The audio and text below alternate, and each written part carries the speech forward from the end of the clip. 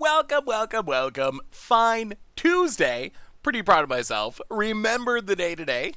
To ya all, good to see ya. What is up, Ranger Man, Turbo Jenks Bank, Chrono, Hamasuki, Shiniro Wolf, Dylan Hunter, The Wheel of Blood, Sun and Moon, Kalago, Kimberly Girl. How's everyone doing today? It is a standard day. We're playing Standard 2022. We're starting with Skeletal Swarming decks, but I got so many decks. We might do some brewing. We're going to jump around. It's best of one, so we should be able to do a lot of different stuff, see a lot of different things. Check out our new Standard format. Hey, what's up, Krusty? How are you? Hey, dog. Good to see you. Oh, so hopefully everyone is doing well today. Oh, I forgot to mention this. I'd been teasing this for a while, and you might have seen it someplace else, like on Twitter. But, what are we brewing? Whatever y'all want to brew. I'm open to brewing suggestions. Although we're going to start by playing a couple of Skeletal Swarming decks, because I want to see if Skeletal Swarming can be good. You probably noticed this, but starting now-ish, Brewer's Kitchen joining MTG Goldfish, which I'm pretty excited about. I don't know if y'all know Brewer's Kitchen. I mentioned it on Twitter, and I had been teasing some changes coming. Brewer's Kitchen, if you've never seen Brewer's Kitchen content, it's actually... It kind of blew me away the first time I saw it. For someone who, like, a year ago started their channel, the editing is so good, the quality is so good, they play, like, fun, janky decks and standard and historic and stuff, so it's gonna be super sweet. And does cool animations, too, so expect to see some Brewer's Kitchen stuff on the YouTube and here and there, so, yeah, so his content is really, really good, and it just worked out that he's gonna do the Goldfish thing, so it's gonna be awesome to have Brewer's Kitchen in the Goldfish family. Yeah, expect to see some of his shorts and some of his gameplay video. His content takes a long time to make. He actually talked about it in one of his videos where it takes weeks sometimes to make a single one of his single video. So you won't see his videos as often as you see like mine or Crim's, but you will see them regularly on the YouTube, which is exciting. The other news, which I'm sure isn't as exciting, but I finally got the offer on the house accepted, so I think it's happening. Unless something falls apart in the whole process of doing the assessment and the inspection and all that stuff, but the offer is accepted, so I think the house thing's gonna happen, and I'm excited about that too. But anyway, we're here to play some Magic, to do some Richarding, cast some skeletons, swarm with some skeletons, so yeah, the house thing was a long process. It was tougher than I imagined it to be. Yeah, eventually the seller made some concessions for the garage issues. We came to an understanding. Still a little more expensive than I was hoping to pay, but I'm happy with it. Like, it worked out in the end, so we'll see. It'll take a couple months to go through the process and actually close the loan, but the contract is signed, so it should work out, so that's exciting. Why is Cherry here? So this is kind of a tokeny deck. This is actually a deck that someone submitted to me. This is a viewer-submitted deck, and I thought it looked interesting enough, especially since the theme to start off with is Skeletal Swarming. So this is from Brian C. So I didn't make any updates to it. We might do some brewing as we go along. I think the biggest reason Cherry is here is Cherry is just one of the stronger cards in Standard 2022, so do you have a P.O. box for sending potential gifts? Ooh, I do have a P.O. box. Oh, the puppy's on the list. The puppy's going to be happening really, really soon. What is the command for P.O. box? There we go. There's a P.O. box. The puppy's happening soon, so I'm hoping we can wrap up the house thing quickly. Maybe in a couple of months, have it finish and, like, move. And then I'm hoping to get a puppy, like, pretty much right away, because I've just been waiting to move to get a puppy. And, oh, we'll definitely have a puppy stream. And I'll show you around the place once it's actually closed, but I'm excited about it. It's out by itself. I live in the middle of nowhere anyway, but it's a nice area off by itself, and it's got like an acre and a half of property, and it got a nice deck on it, so I'm excited for it. It's going to be sweet. But anyway, let's do our reminders, start playing some Magic, and then we talk about puppies. I still got to figure out what kind to get. That is, oh man. So, speaking of puppies, my oh my goodness, sister's boyfriend, I guess. That's probably, I think sister's boyfriend, probably a good description. But just got a new puppy. It's an old English bulldog, and it is the cutest little puppy. And now I kind of want to get a bulldog because that dog is just like so incredibly cute. But anyway, reminders, replay YouTube. Yeah, Crim's having... Yesterday when we record the podcast, Crib gets on. He's like, I'm gonna need a minute, and I was like, oh yeah, sure. Like, do what you got to do. And he comes back and he's like, yeah, I had a bit of a pee problem. Apparently, Thor has decided that he no longer wants to pee outdoors, so he just has picked a corner of Crim's place to pee in, and Crim will like take him out for a walk, and he will hold it and intentionally like not pee, and then when they get back in, he'll go to that corner and and pee. So Crib is having puppy issues. I need a giant dog. We can figure it out. We'll talk about dogs as we go along. I know we've talked about it before, but I do need a big, hairy, kind of chill dog. That's what I want. I would look weird with a little tiny dog, a super like crazy energetic dog. I need just a chill, hang out, super nice, big hairy dog. But anyway, reminders, replay YouTube. That's where you can find all the old streams, including this one in the future. Normal YouTube.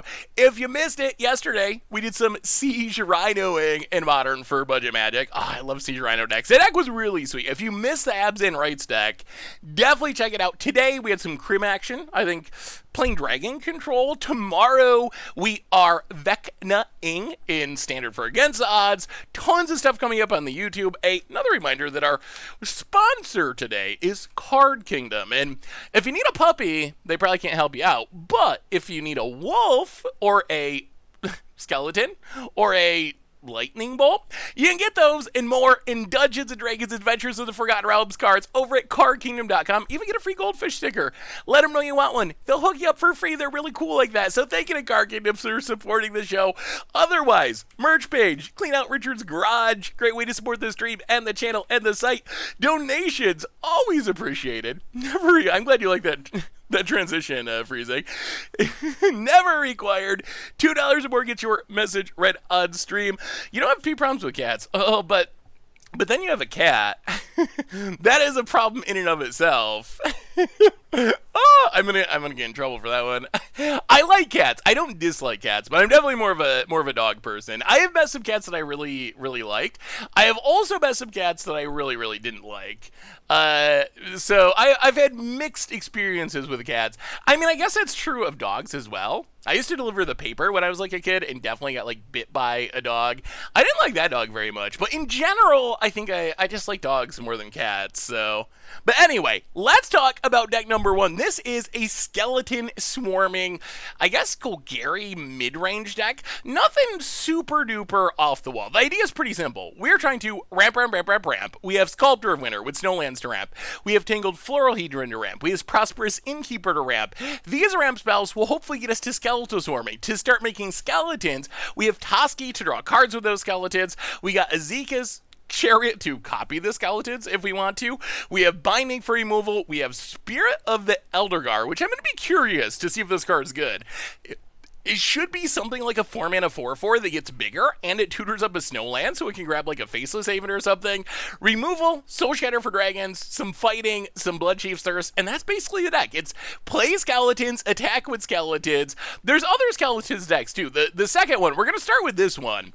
Our second skeleton deck is this Pest combo deck that someone sent me.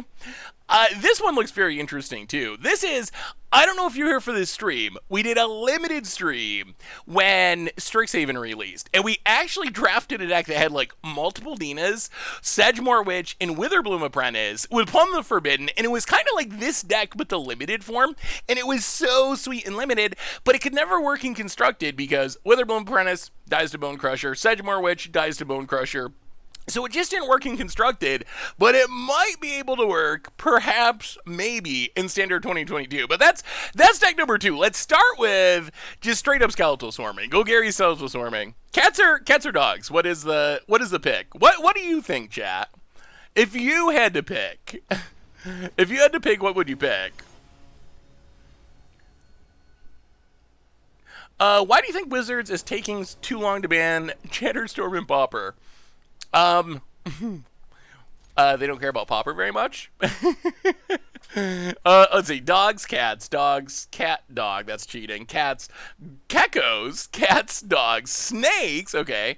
Dogs, cats. I mean, I think it's actually very even. I had a turtle once. I don't know if I don't know. Have I ever told you my turtle story?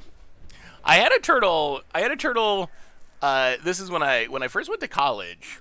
I had a turtle. I found it in the road, and the road is no place for a turtle, obviously. So I rescued the turtle from the road. It lived in my bathtub. I lived in my bathtub. It mostly ate Doritos, and it lived with me for quite a while until someone thought that was not the proper way for a turtle to live. And in hindsight, they might have been right. So it was freed by by some hippie friends who did not think that was a that was an acceptable diet in living for a turtle. Yeah. Which, I mean, I guess, I don't know. Turtles probably aren't supposed to eat Doritos, but I think Shelly liked them. He seemed to like them, or she. I guess I don't even know if it was a he or a she. I don't know how you tell with a turtle, but all that to say, I probably will not get another turtle. Oh, this was like 15 years ago. I was young and stupid. I would not keep a turtle in my bathtub today. Although I saved it. Remember, like I saved it from the road where it was probably going to get mashed by a truck. So it wasn't a total loss. I guess we just take Faceless Haven. Well, all right, bear one down. Nobody is supposed. that is probably true. I guess Doritos are not good for anyone. So yeah, I gotta figure out the dog thing. How has Standard 2022 been for everyone? We really need a shorter name. Standard 2022 is just so clunky. Please don't Blizzard Brawl. We need this creature. Opponent. This is gonna be a good bear. Okay. The Bear Wrath. So we get to Blizzard Brawl. Is there a way for this to go wrong? Not really. Blizzard Brawl. Kill your mammoth.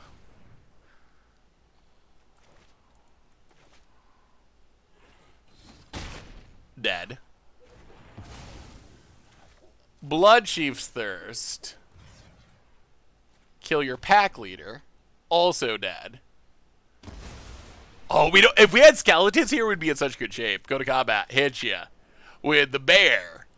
Maybe this bear is actually good. I mean, that's a 6/4 for 4. That's not bad. Opponent gonna charge up. Yep. Take a big hit.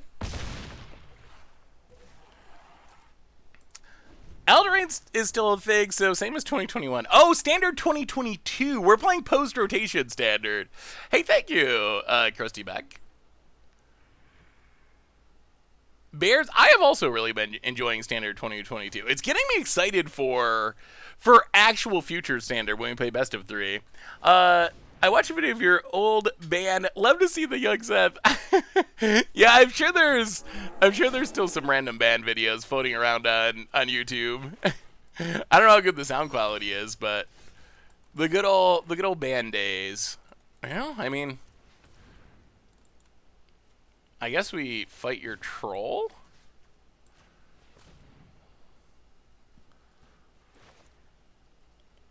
This has not been very skeletal, but this is kind of working.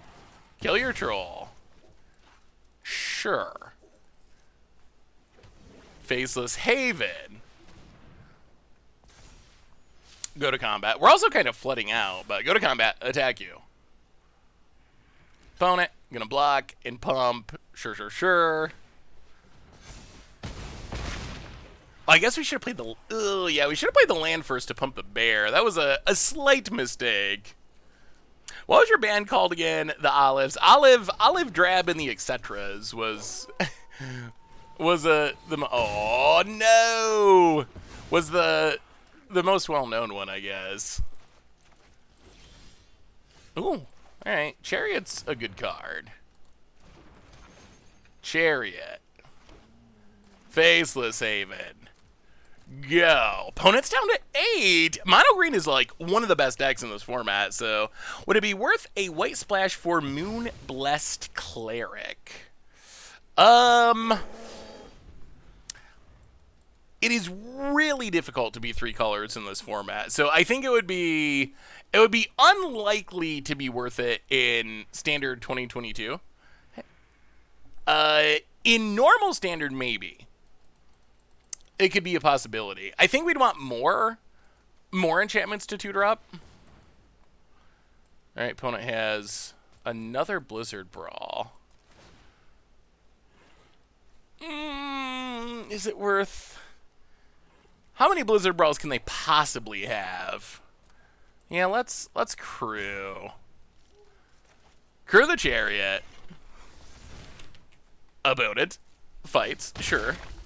I'm brewing Wanti Unblockable with Zarazan. I actually have a rogue class deck that has a lot of those same cards. Opponent, getting in there. Not getting in there. Passing. Ooh. So that gets rid of that. Well, 1, 2, 3. Faceless Haven.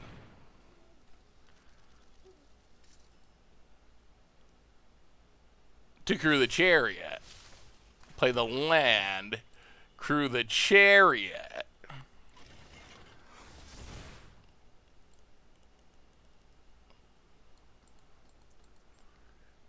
Ooh, do we Soul Shatter? Considering our stance on wanting rotation to be faster, isn't there a danger that Standard 2022 will just exasperate the Standard is dead because it's been around too long issue? Yes. I think that is a potential downside. Although,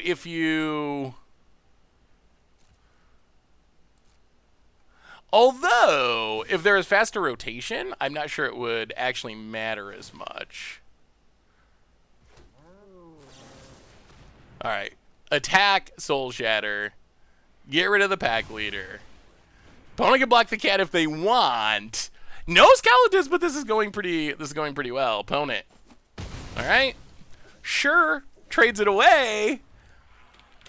But how do you beat the cats? How do you beat the cats? I mean, at the same time, like, Standard is just...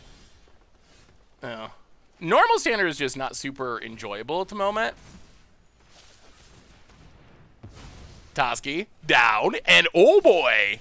Well, we didn't get to Skeleton that game, but we took down one of the best decks of the format. I mean, I think it'd be worth it. If they sped up the rotation, that'd be less of a concern. At the same time, like, I don't... How many of you are playing Standard right now? I'm actually, like, super curious. Helix! Good to see you for the 14th month. Been a while since I've been able to catch your stream, but I've still been catching the replay. Thank you, Helix. Good to see you. Welcome back to the Fishbowl. Thank you so much for your subscription. Big soup over here. Thank you, thank you, thank you. Have you played with Killian, Reclusive Painter, and Sculptor Emergent? I have not actually played a treasure deck yet. I'm actually curious. Are you playing... We should do a poll. How do I do a poll?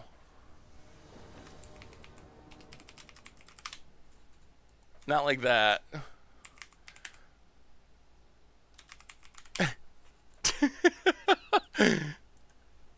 How do I not know how to put a poll on here? I thought it was exclamation point poll, but apparently that does not do it. I'm curious if you're playing normal Standard or Standard 2022. Psychologist, welcome to the Fishbowl for the 58th month. That is absurd. Big soup cheer for you. Thank you, thank you, thank you. I've been winning a lot in the 21 queue with goblins. Having Trashmaster Duel in the intro deck really helps. The intro deck thing gets me. That gets me every time. Oh, we're really doing nothing this turn, aren't we? All right, well. Tablet. Where's our skeletons? We haven't drawn a single skeleton swarming. I posted a video of Oh boy, Terraskew? Terraskew. I know that's wrong, but Terraskew. Go over why it's pronounced the way it is. Ooh, that sounds like it's made just for me. I'll have to check it out, Doug. Actually, by the way, Doug, how are you? Darkin and Kid Koozie. Welcome back to the Fishbowl. Thank you so much for your subscription. Big soup cheer for you. Thank you, thank you, thank you. Well, Floral Hedron. This would have been a good turn for Skeletons. I don't know how our opponent beats Skeletons if we get it down. Like, it seems insane against control decks. It seems so good. I've cracked. Oh, with Grixis control. Congratulations!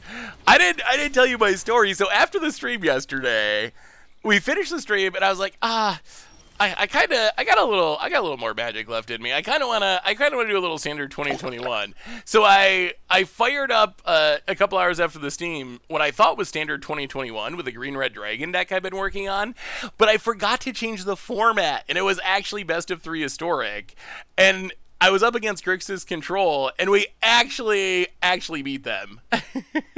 straight up beat them. It took 3 games, but our standard 2022 deck with no sideboard beat historic Grixis with a sideboard. Jexter, first time sub. Welcome to the Fishbowl. Thank you so much for your subscription. Big soup here for you. Thank you, thank you, thank you. Well, get in, hit ya. Opponent takes it. Spirit. If there's one thing I'm worried about in this format, it's Elrond's Epiphany. Oh, this is the skeleton matchup. We haven't been able to find it. But this is the perfect skeletal matchup. Do you think Goldspan is on the table for the potential banning? There are 2 cards that I would be... Oh boy, here it comes. There are 2 cards that I am a little bit worried about in Standard 2022. One of them is Goldspawn Dragon. One of them is Goldspan. One of them is... Well, get rid of this. Is Elrond's Epiphany. I actually think that Elrond's Epiphany is way more likely to be banned out of the 2. Kimberly girl, welcome to the Fishbowl with gifts up from Dog of Myth. Thank you for your subscription. Big soup to you. I think that Elrond's Epiphany is more likely to be banned. I think that Goldspan is a stronger card. If I had to pick one card that is the strongest card in post-rotation standard, discounting Innistrad, it's Goldspan Dragon. Like, Goldspan Dragon is going to be the defining threat of the format at this point. But I don't think people really, like... I don't know. It's not the kind of card people hate.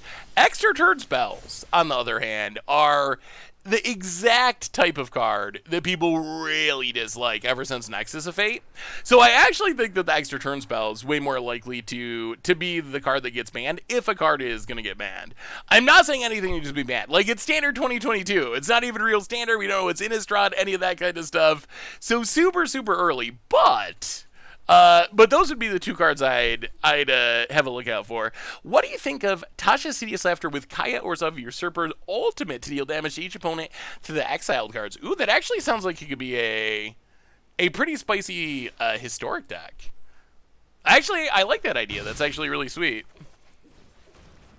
It would probably be a little too clunky for modern, but in historic it seems really sweet. Tarmogoyf flows. Going right for the throat of Judd for the 50th month. Welcome back to the Fishbowl. Thank you so much for your subscription. Big super over here. Thank you, thank you, thank you. Do you think white black mid range is playable in post rotation standard? It's hard to judge. Wow, I can't believe they did not wait. They must have another one. It's hard to judge how things are going to transfer over to standard. But I think there's a decent chance. Worst case, I think Angels. I actually think Angels is a sleeper pick for post-rotation standard for a couple of reasons. One of them is Angels are actually pretty powerful already. Secondly, Innistrad, if there's one thing that Innistrad does well and does often, it's Angels. Like, Angels, there's so many Angels from Innistrad. So out of all the pre-existing tribes, like, I'm not expecting many Giants, not expecting many Elves, not expecting many Goblins. Those aren't Innistrad things. But Angels are very much Innistrad things. So I think the Angels should keep getting better as well. Well, get in, hit ya.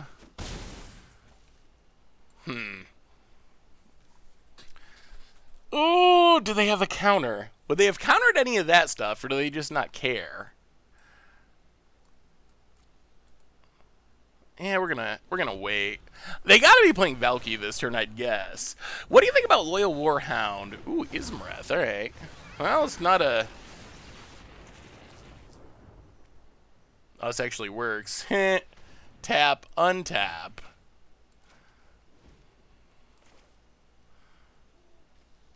Binding. Yes. Pay. Ooh, taking down the Dragon. What do you think of Loyal? What do you think Loyal Warhound? Jeez, that's a lot of card draw. Is playable? Yeah, that's gonna be a big issue. Well, get it for us. Do you think Loyal Warhound would be playable in white-back mid-range? I gotta say, I have not been super impressed with Loyal Warhound, actually. I have found it to be not all that impressive. Yeah, that draw a million is probably bad news for us. Sculptor. Gain a life. Chariot. Why can't we ever draw skeletons? Why can't we ever draw skeletons? We draw lots of cats. We've drawn many a cat. But not skeletons. Not a single one. But yeah, the problem I have with the dog, and I didn't realize this, and I don't think it's bad, but it's worse than I thought. Knight of the White Orchid puts the land into play untapped. Warhound puts it into play tapped, which might not sound like much, but it actually is a lot clunkier. So, it's not bad. I still think Loyal Warhound could have a place in, like, a white aggro deck or something, but it was a little less good than I was expecting. I thought it was like, oh, this is literally a Knight of the White Orchid, but you trade First Strike for Vigilance and the stats are different, but it's not. It's a little worse. The ability is a little worse. Blood on the Snow, I think, could be pretty good. Yeah. I mean, it'll depend on Innistrad. What if they put, like, Damnation in Innistrad or something? Oh, there's Skeletal Swarming. Well, I guess it is Chariot time.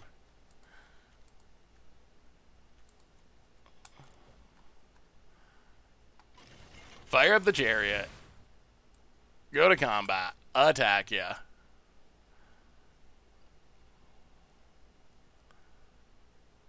Opponent. Kills the Chariot. Well, we will still attack ya. If Skeletal Swarming resolves, we're gonna get there, I think. Unless they chain together Elrond's Epiphanies, then we cry. Opponent blocks. Goes to 6. Well, I mean, we gotta play it. Here comes the Swarm. Please, no counters for once. Please.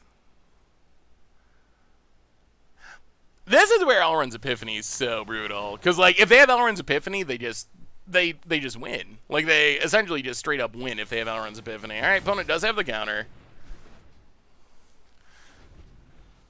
How are we dead? I mean, we're dead to Elrond's Epiphany.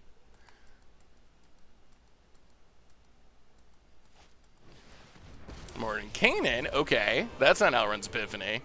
Well, do they find it? Do they find Elrond's Epiphany? I mean, they really only need one. Elrond's Epiphany hit us for 4. And then Elrond's Epiphany hit us for 11.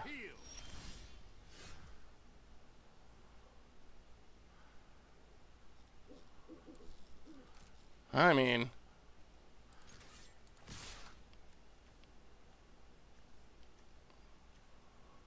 One, two, three, four, five. Ugh.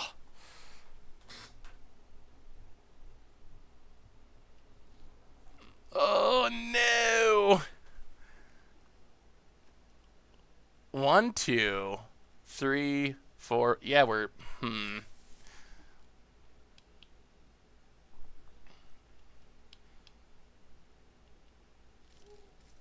Yeah, I think we're dead now. The problem is if we don't do anything here, it's just getting worse. Because Because they have the Goldspan Dragon. Like, they are going to they make another dog, they get the Goldspan. Like, it doesn't get better. So I think this is now just game. I don't think there's any way we can get out of it now. Opponent, even death. We didn't draw our skeletons. That is the problem. Hunt for specimens. Yeah, this one's super over. It's because we didn't draw our skeletons. I don't know why we're so bad at drawing skeletons. We drew one, but it was on turn 15 after our opponent drew their 7th counter. Was watching the Commander Clash podcast. I'm increasingly concerned that the RC is hiding behind making players take responsibility of the rules here instead of it making actual bans, and having a ban list inconsistent. Instead of actually making rules and having bans, inconsistency baked in is a terrible policy. I mean, the Commander ban list is incredibly inconsistent. Like, incredibly. 1,000,000%. The only thing consistent about the Commander ban list is its inconsistency. And I'm not even joking. Like, I think that's just how the Commander ban list is. I think that's an interesting question. On the one hand, all right. Well, we got Floralhedron Tron, one of the better Trons, I guess. And we have Toski to draw cards. Oh boy, more dragons. Never-ending dragons. Well, play the Floralhedron. Go. Opponent Frostbite. And passes. Well, Floralhedron. Faceless Haven. Go. Yeah, so at the same time, they're playing giants. Interesting. You don't see giants as often as dragons. Well, kill Agar. Hit ya. Skeletal Swarming. On one hand, Rule Zero is good. Like, you want players to talk about their bannings. You want playgroups to have their house ban list. Like, so I think encouraging that is a good thing. At the same time, Commander keeps growing, and we keep getting more and more events in Magic Fest, in events taking place at local game stores. So there also does need to be some sort of curation for times when you don't have that. Oh my goodness, where's our skeletons? For the times when you don't have that dedicated playgroup. So I think there is value to having like a real well-maintained ban list, but still also encouraging the Rule Zero conversations. That's kind of my take on it. Commander's supposed to be a casual format, right? So just play what you want if your group agrees to that. Yeah, no, I totally agree with that. The only problem is, like, hey, what's up, Wish? The only problem is sometimes you're not playing with your group. Like, that's where the ban list has value, is when you're going to a random LGS or you're going to a Magic Fest.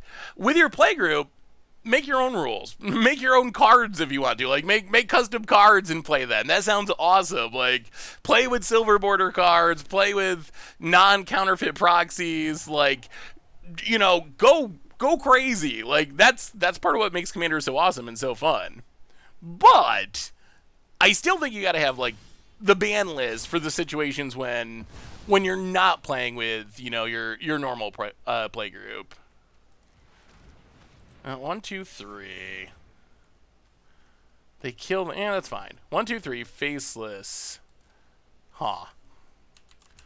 On second thought, let's just attack and not Faceless Haven. Go to combat. Hit ya.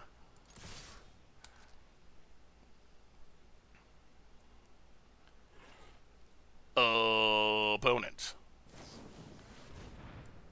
Prismari Command. Sure. So we only get to draw skeletons. We need a Skeletal Swarming. That's what we're missing. Facelift Haven. It's actually not the worst nickname. Opponent down to 17. I feel like we're a little floody with this deck. Azeka's Chariot. Faceless Haven. Go. Opponent. Ramping into giants. And Toski is a pretty messed up card. Thank you. I'd much rather be able to tell my friends that they can play with a man card than Rule 0, rather than run against some random person LGS and tell them they don't want to use their deck. Darcy is making players the bad guys in these scenarios. I mean, we saw one. We did see one. Not as quickly as we'd have liked, but we know they're in there. Oh my god. We also know there's a lot of lands in here, apparently. 1, 2, 3. Faceless Haven. Forest. Bear. Get a Faceless... Bear tutoring up Faceless Haven's actually kind of sweet. Turn on the Chariot. Go attacking. Draw 3. Hit you for... I'm more excited about the card draw than the damage. Put it. 1, 2, 3. Bear. Chariot. Oh! Still no skeleton. Still no skeleton. They're all at the bottom of our deck. I mean, so if you play Commander with your play group, do you go by the ban list? Like, do you actually have like a legit ban list, or do you just make your own ban list? I know with Commander Clash, we're a little bit restricted by Magic Online. Magic Online, you can't change the rules too easily. Another land, good golly. Well,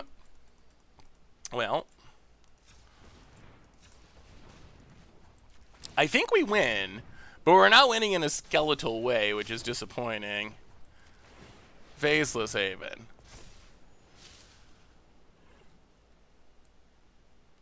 Go to combat. Attack you.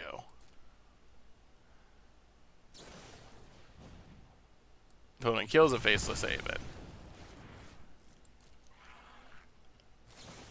Oh my god! Oh my goodness. Holy... Okay. Frostbite Tron Assemble. We draw a single card. Is it Skeletons? No, of course not. Pass the turn. I've been playing competitive Constructed for a while, but I'm having a hard time getting into Commander. I'm super interested, but I don't know where to start. Any suggestions? Ooh, so I think question 1, Bent, Time and Space, is...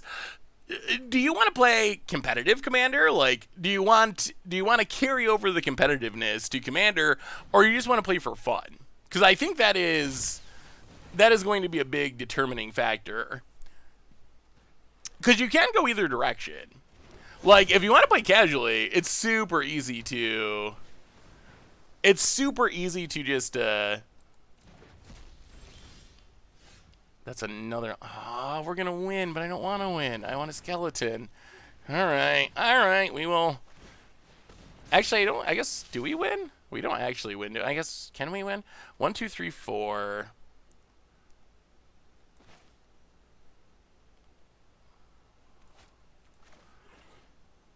Oh, let's Blizzard Brawl. Kill the Quakebringer.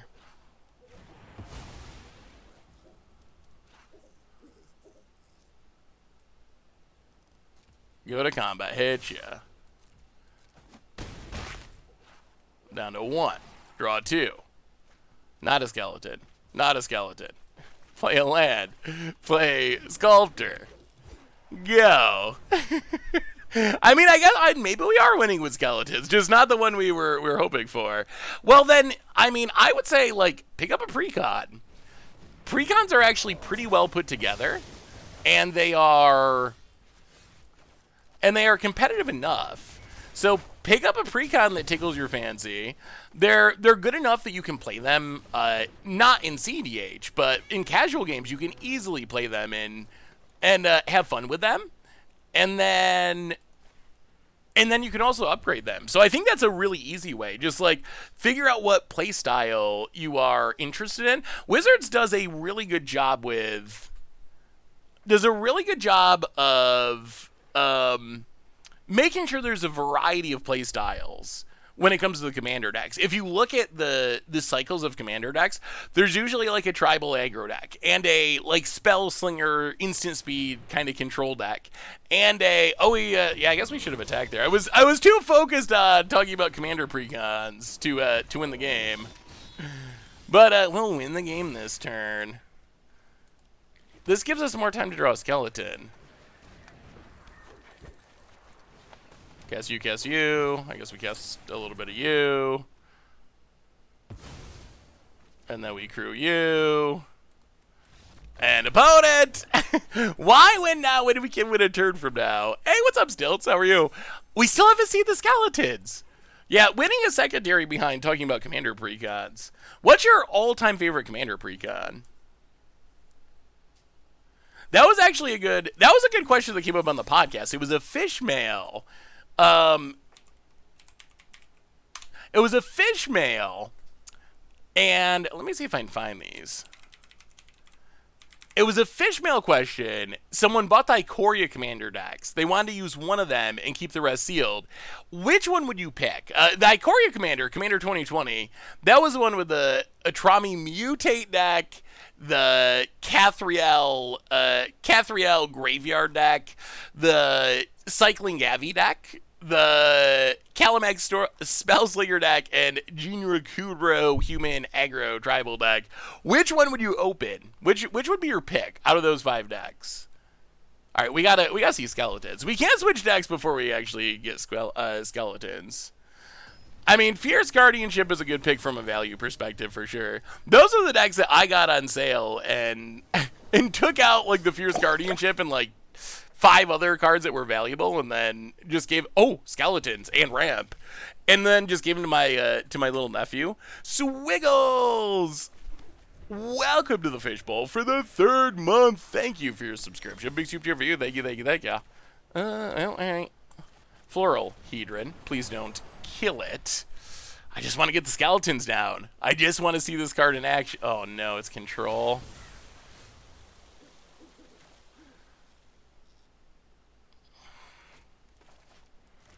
Oh, Floral Hedron. Land. Hit you for 1. Oh, but now our hopes and dreams will be countered away. Opponent. Oh, okay. Untap land. Untap land. That is not an untap land. Well, play the bear. Get a phase. Oh, we're so close. We can see the skeleton staring back at us. Can we get it on the battlefield? Oh, Cardboard Life's not on, is it? Hang on. Look at this beautiful bugler rat background with the relatively clean desktop. All right, Cardboard Live opening. Well, go to combat. Attack you with the bear.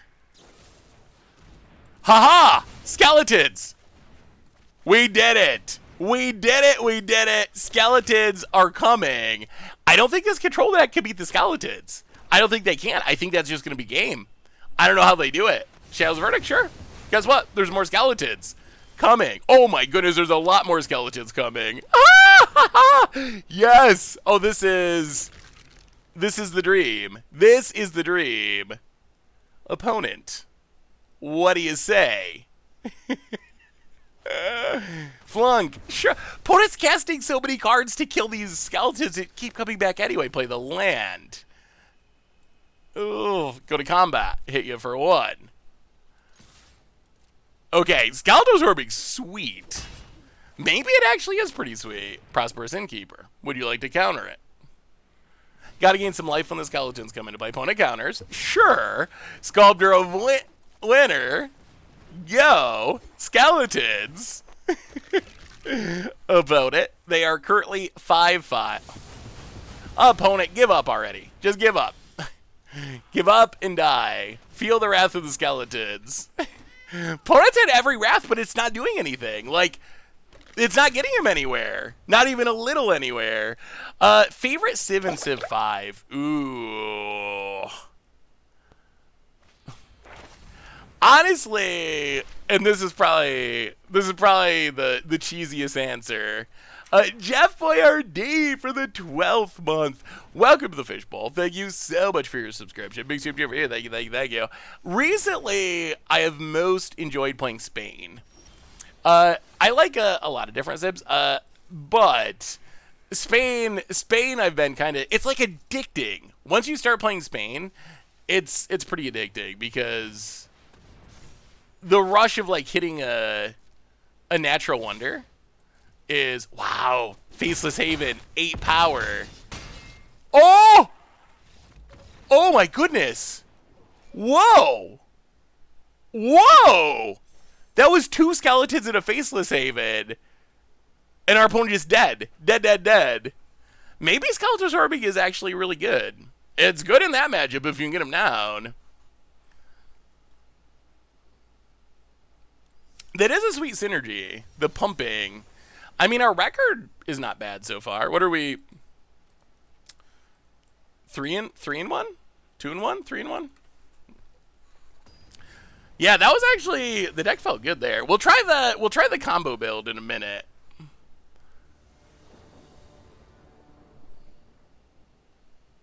All right. No skeletons, but we got card draw, so we'll keep it. Do you, with your LGS, is there any issues? This was something that I was wondering about with the podcast. Like, do you ever have just like griefers? People who intentionally play at the power level they probably shouldn't be playing? Like someone who just goes in with a CDH deck and kind of just stomps. And kind of just stomps all over the green screen. The problem with the green screen, I will show you. The problem with the green screen is this. Sure, I realized it when I was loading it up. Oh, get down, Toski. I realized when I was here. Let me put my green screen. It's actually kind of funny. Let me put this back to the original settings. The problem is the banana goes see-through, so I had to mess with the settings because I normally have it like something like this.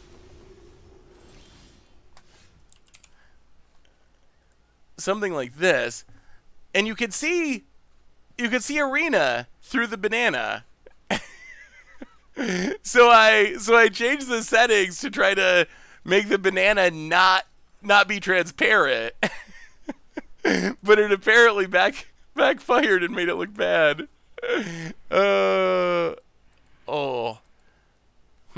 Well, let's binding. Get rid of the Valkyrie. We'll just stick with the see-through banana.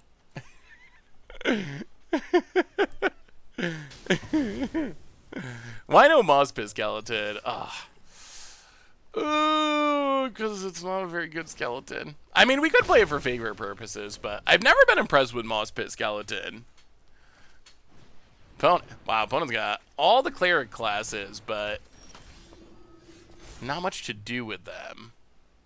Well, get a tap land. Kill the Orator. Go to combat. Smack ya. Draw 2. Land. Innkeeper. Sculptor. Next turn, the skeletons will come. Pass the turn. Have you ever listened to any modern psych like OCs or King Grizz? Not. I'm like very, very slightly familiar with King Grizz, but not much. Should I? Is it worth listening to? You know, let's just attack with everything. Drawing some cards seems good. Opponent can kill something reasonable. About it. Takes it. Land. Skeletal Swarming. Blizzard Brawl. Alright. I'll play this. Kill you. Wow, what a Toski's a card. Toski is a card. An opponent, done. Skeletal Swarming might actually be good. It might actually be good. Wow. Okay. Maybe we're gonna end up at Mythic. Are we just gonna ride skeletons to Mythic? So far, so good. I'll have to listen to some more King Giz. I do like psychedelic music, so I probably would appreciate it.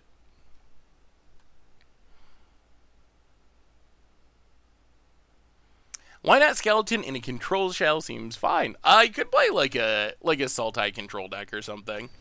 I think the biggest problem right now is the mana is just rough to be 3 colors. So rough. The Skeletal Wars have begun, and the deck's actually been working surprisingly well.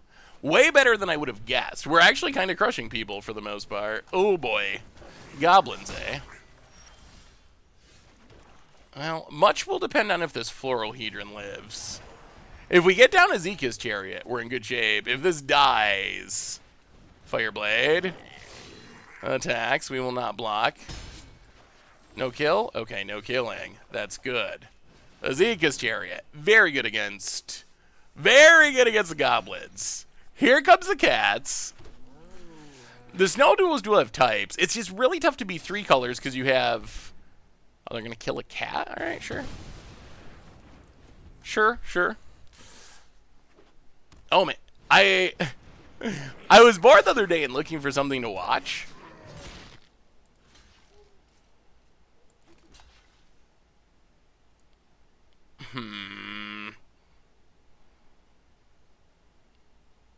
Yeah, we'll kill it. I was bored the other day and looking for something to watch, and I ended up rewatching Don't F with Cats. I don't know if you ever watched that. I know it was a couple years old now. That story is so ridiculous. Absolutely ridiculous. All these Azeka Chariots made me think of it. Our opponent killing our cat made me think of it, but that story is just so absurd. Yeah, bear, take down the captain. Pass the turn. Sultai control with Beholder. Yeah, so the problem with the mana base is you have the tap Snow Duels. Some colors have Snarls. And you have pathways. 2-color mana bases do pretty fine. But once you get up to 3 colors, it does get pretty clunky. Well, Innkeeper. And Sculptor of Winter. And Snow-Covered Forest. And Crew It Up. And attack you. The bear and the chariot. Copy the token. There's no way they're going to 18 us. No way. Even with their best possible draw, they're not going to 18 us. Opponent. Blocks. Wouldn't just Spare a Sentinel be better than Sculptor? I think the question is, do we have enough creatures? Like, that's kind of the problem. Hey, Stone Raid, good to see ya. 22 Drana deck. Ooh. Oh, yeah. Yeah, I'd love to, Goy. Pauper Goblins. Oh, someone asked earlier, why hasn't Wizards banned Shatterfang and Pauper yet? I'm pretty sure the answer is they never ban things quickly in Pauper. Even when everyone knows they should. Like, what was the last time that this was really bad? Peregrine Drake. Peregrine Drake was dominating / breaking the format. And Wizards just, they wouldn't ban it for 6 months, 9 months. So Wizards has a pretty long history of, with Pauper in specific, taking a really long time to ban. Like, way longer than everyone feels like they should take. An opponent done. Skeleton's OP. Taking down control, taking down aggro. Oh, fall from favor. Yeah, that is more recent than Peregrine Drake. You're right. Let me see this deck. Draconos. Acquisition. Ooh, Cinderheart Giant. Interesting. I haven't seen too many Cinderheart Giants. I guess that's a sweet A sweet reanimation target. You may sack a creature. I kind of forgot about this saga. The reanimation part is nice. Yeah, that looks sweet, like a sweet kind of graveyardy Rakdos midrange deck.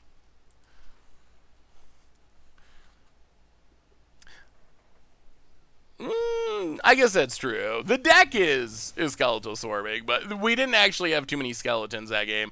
Although, I don't even know if we played good green cards. Like, I don't think we're playing the best green cards, are we? There's not too many Sculptor of Winners. That's not a card I see people playing for the most part. Let's be honest, Wizards don't want common cards to be desirable. The idea is counter to their business. Oh, boy.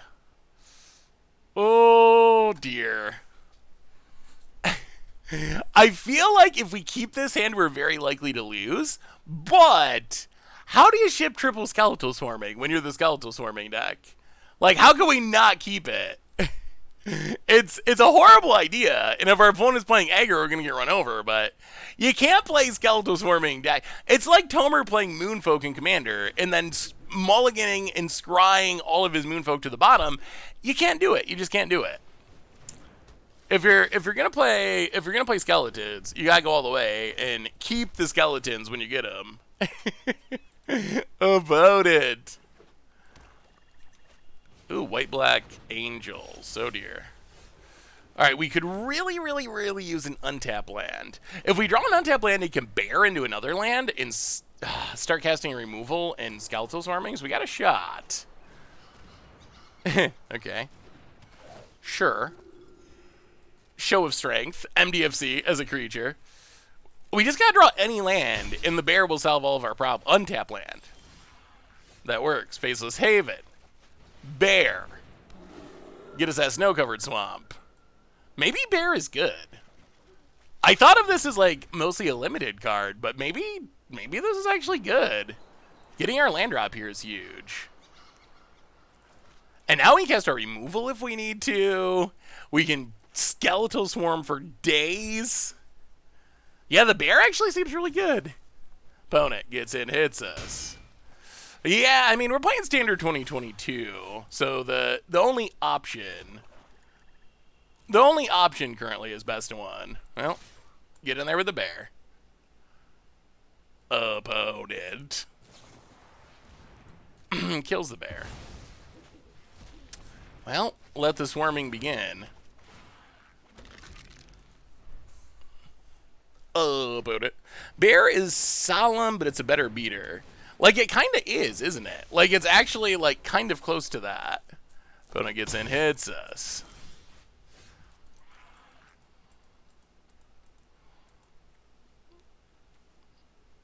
Ugh. When an angel you control dies, each other player sacks a creature. It's a smidge awkward.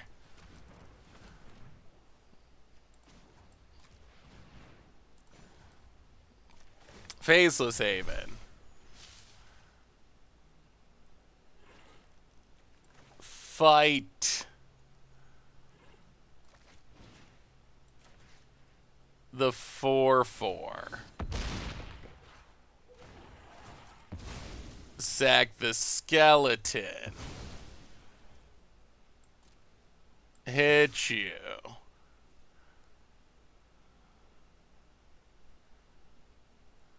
Please block.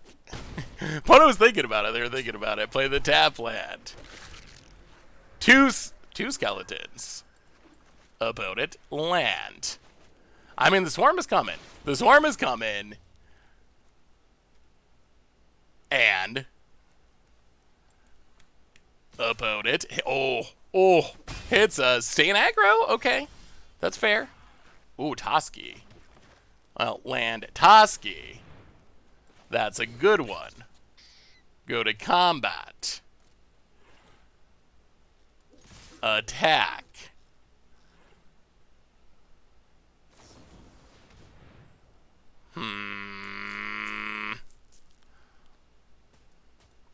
Alright, opponent going to unfortunately kill our Toski.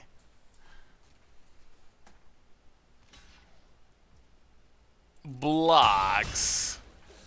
Well, 2 more skeletons. We're almost to the second one. Ooh, Starnheim Unleashed. That's not great. That's not great. Oh, that might beat us. That's 2 4/4s. How do we deal with 2 angels? I don't know if we can. Opponent, big attack. Oh, we're gonna lose to the angels.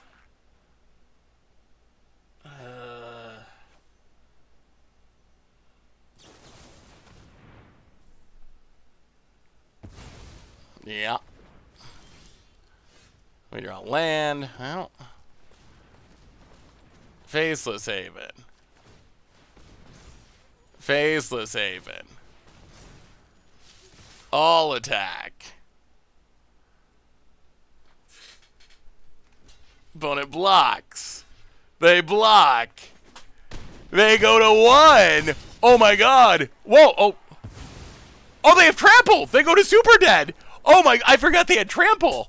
Oh my goodness. So much damage. So much damage. Maybe Skeletal Swarming is like insane. Maybe it's actually insane. We're swarming all over our opponent here. Like, really swarming them. We have a new donation from Big Show. Really want you to update the budget magic deck Starfield Enchantress with all the new enchants since 2015. Well, thank you for the huge donation, Big Show. And Big Show, I will do that. That's been on my list of decks to do for budget magic. I've wanted to update it. So the problem I'm having is I feel like I just got to wait a little while longer. I've been trying to wait for this stuff from MH2 to drop a little bit in price. We're getting there because the cards I really want to play, Sithis getting down to $2 a piece, Sanctum Weaver like $3-ish a piece, Solitary Confinement under $1, Enchantress's Presence down to $1. So it seems like now that we've waited a little bit, these cards are actually going to be budget magic a bowl, and that's just what I was waiting for, because when they were $10 a piece, it was just too much, and you just couldn't really make it work. So definitely expect to see an update of Enchantress in the near. Well, I guess we gotta play till we lose, and then we'll switch decks. Yeah, Skeletal Swarming has shocked me. I honestly didn't think Skeletal Swarming was that good. But with Faceless Haven, it's actually insane. Like, I didn't really connect that it gave trample, and then it made Faceless Haven massive, and just trampled over and killed people. But that's kind of just been what's happening. Sultai seems sweet. Alright, Gabos again. Well.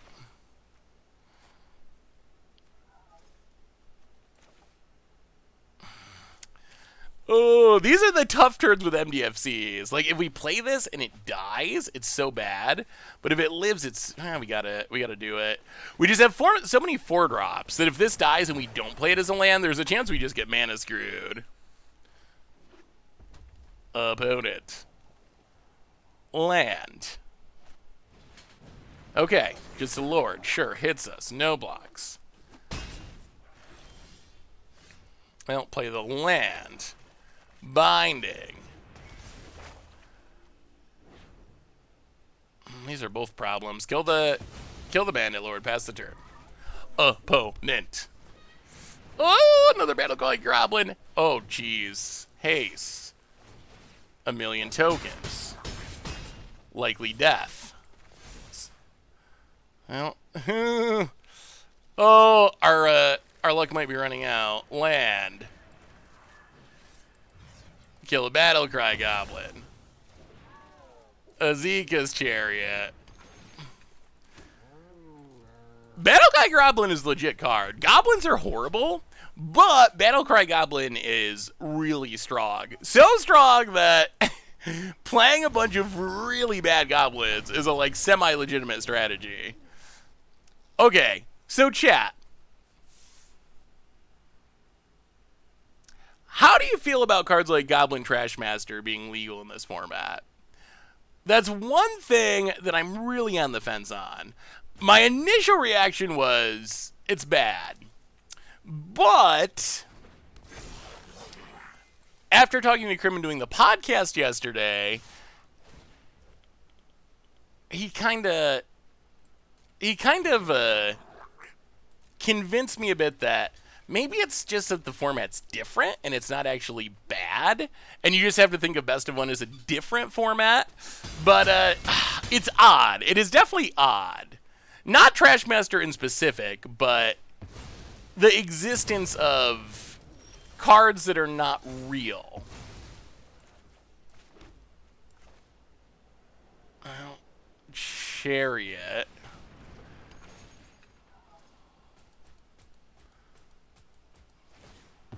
Okay. Tangled Floral Hedron. Can the cats beat the goblins? Pass the turn. I honestly don't even really know what cards are randomly legal in this format. Opponent, combat, attacks with everything. Interesting. 1, 2, 3, 4, 5.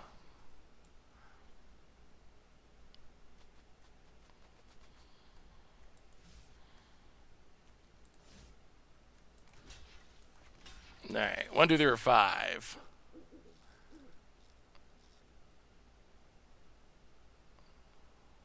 Alright, yeah. Not dead! Not dead yet! Not dead yet! Down to 1. Faceless Haven. Oh, I would like to play Skeletal Swarming, but it's so risky. That leaves us dead to, like, everything. Everything.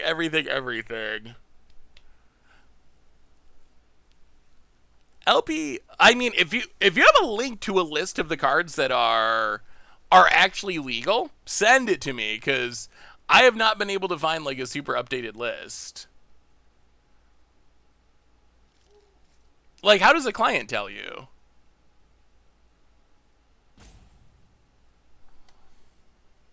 Well, we're not dead to everything if we leave up Faceless Haven.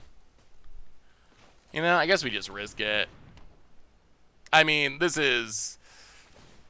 We die to so much, because they have so many random, not technically real haste creatures. Okay, that doesn't kill us. Opponent passes. Well, play Floral Hedron. We're hanging on. We're hanging around. Wow, if we win this at 1 life, it would be very impressive. Oh, we have to... Okay, well, we have to attack. Opponent takes it. How do you actually... It's a set. We'll go to Arena afterwards. I can't find it on the set list. Oh my god, that kills us. Oh no! 1, 2, yeah. Oh, skeletons! Not good enough against goblins on the play. Our win streak ends. No, I'm actually like super. Like I can't like so if I go to my deck manager, show me where it is, because I have not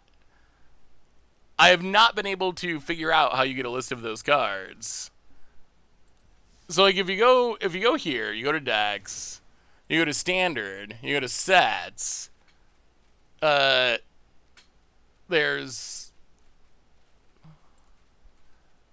all the standard sets. Forgotten Realms, Cirxhaven, blah blah blah. There's a historic sets, mystical archives. I don't see a filter to. I don't see a filter to be able to see what cards are listed there. We've been Skeletal Swarming today in the top corner. Standard? I'm so confused. You gotta search ANA? Huh? So I'm supposed to type ANA in here? That doesn't appear to work.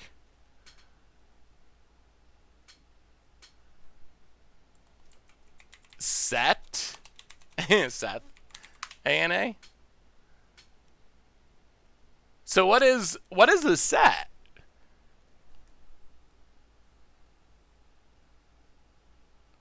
Wow. That's still not a very good solution. Like, I don't know why, if they're going to do it, I don't know why they don't do it in a way that's easily accessible so people know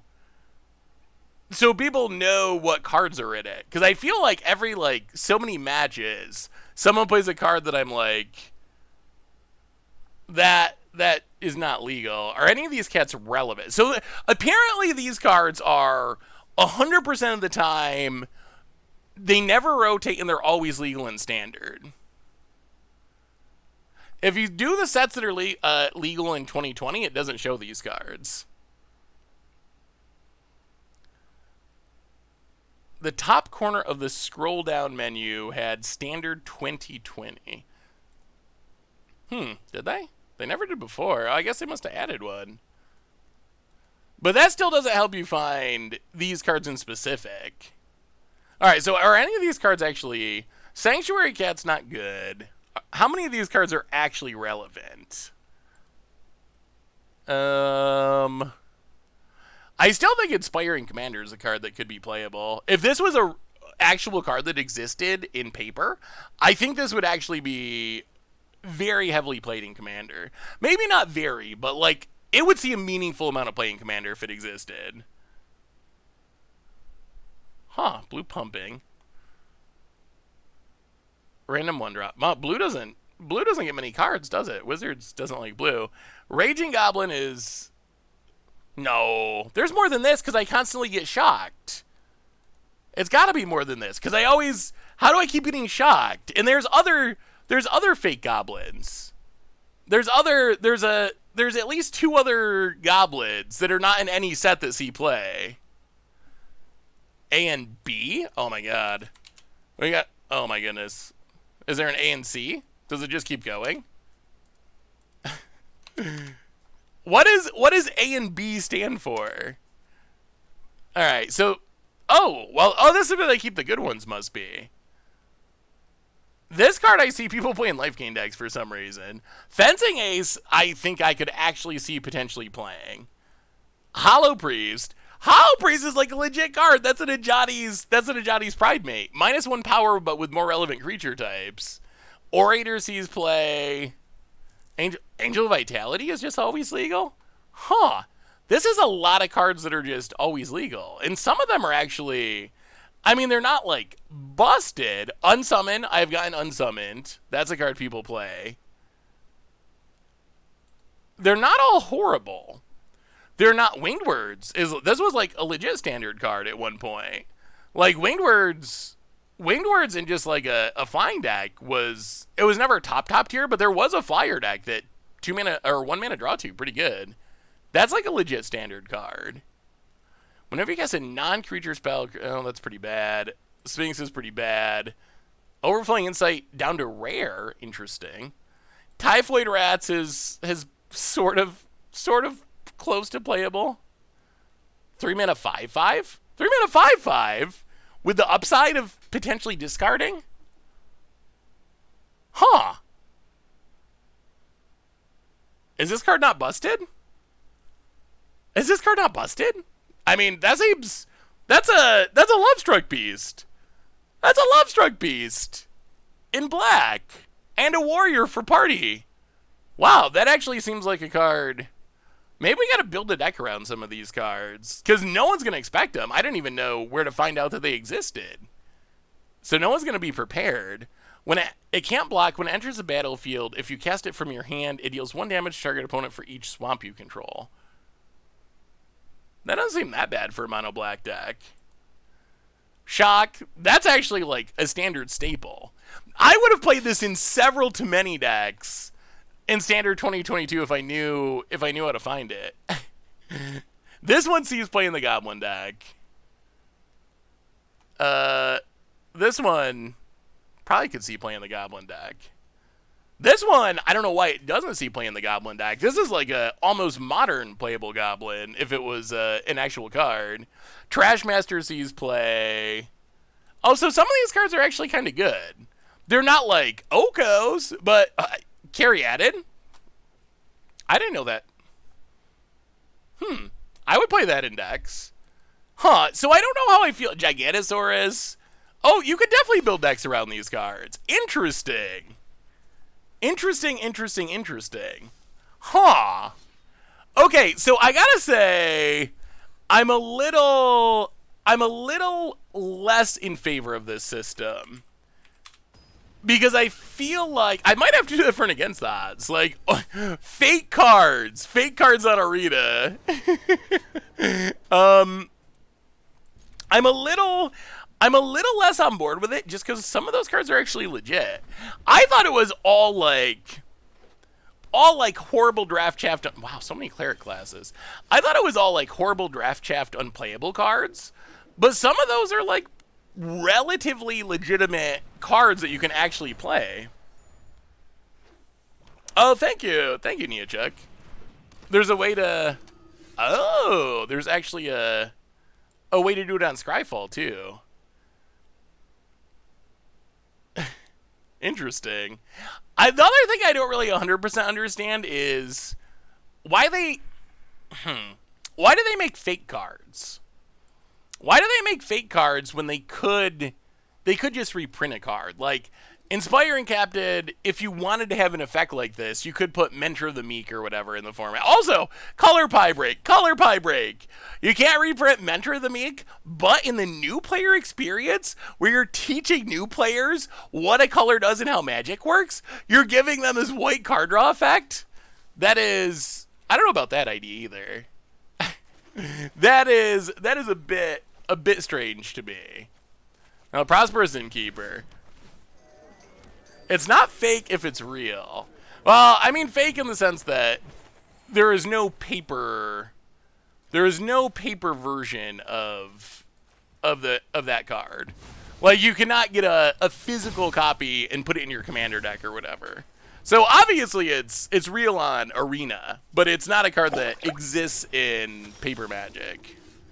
Well, let's keep brawling. Land, Faceless Haven. Brawl you. Blizzard Brawl is actually really good. Blizzard Ball is kind of the green swords to plowshares. It just like kills everything. Araby! What do you think is your favorite music video? Ooh. Wow, opponent done. Kenobi, was that Vince? Trashmaster exists. No, I wasn't saying they were all arena-only cards, but some of them are. Like, Hollow Priest is only in existence on Arena. Inspiring Commander, that's when I would play in Commander decks. Like, if there was a physical printing of this card, I would play that in a reasonable number of Commander decks. Whenever a creature with power 2 less enters the battlefield, draw a card and lose a life, that's actually pretty insane for mono white. Mardu Outriders one that's only Arena, so some of them are also are real cards, but real in the sense that there's paper versions. But some of them are just, they only exist on Arena. I wonder if they do a secret lair. I really want Inspiring Commander in paper. They need to do an arena exclusive secret lair drop so players can get those cards. You can Winota out Inspiring Commander in Standard currently. How do you feel? That was actually, when Winota was first spoiled, that was the first build of Winota that I built. Then Age of Treachery came along, but favorite music video? That's a really good question. I don't watch too many music videos. I listen to a ton of music, but I haven't in a while listened to or watched music videos. I tend to like listen to music while I'm like working or while I'm driving. What is a favorite? I think one of the best is actually Johnny Cash's version of Hurt. I think is an incredible music video. That one comes to mind. Hey, what's up, Food? How are you? I'm trying to think of what other music videos really stood out. There's definitely a bunch of just goofy ones I remember from like the Blink 182 pop punk era, Green Day. Yeah, the Johnny Cash Hurt, like that video almost makes you cry when you watch it. It's just like, oh, it's so well done, so well done. Um, that's one of the. Oops. All right, Innkeeper, go. I don't know if that's a real oops or a fake oops, but opponent land and passes. I'll play the bear. Counter number 1. I did not. So I wanted to go to. I wanted to go to Riot Fest, but then I was waiting to see the rest of the lineup. Well, the Gorillas make good music videos. I was waiting to see the rest of the lineup, and then it sold out the 3-day passes. So then I stopped thinking about it as much. The Ghost of Deck faded for the 13th month. Welcome to the Fishbowl. Big super cheer for you. Thank you, thank you, thank you. Oh, congratulations, Kimberly. Oh, why control by? I mean, I forgot about Yaz. Karen O actually made some really good music at that point. Yaz had like what one or two albums that were like really good. Oh, you know a video that. You know a video that came out? Oh, I want to see the Pixies. Pixies is a big draw for me. I don't know if I'll make it or not. The problem now is the house thing ended up also coming up now. So now I'm kind of in the deal with the house mode.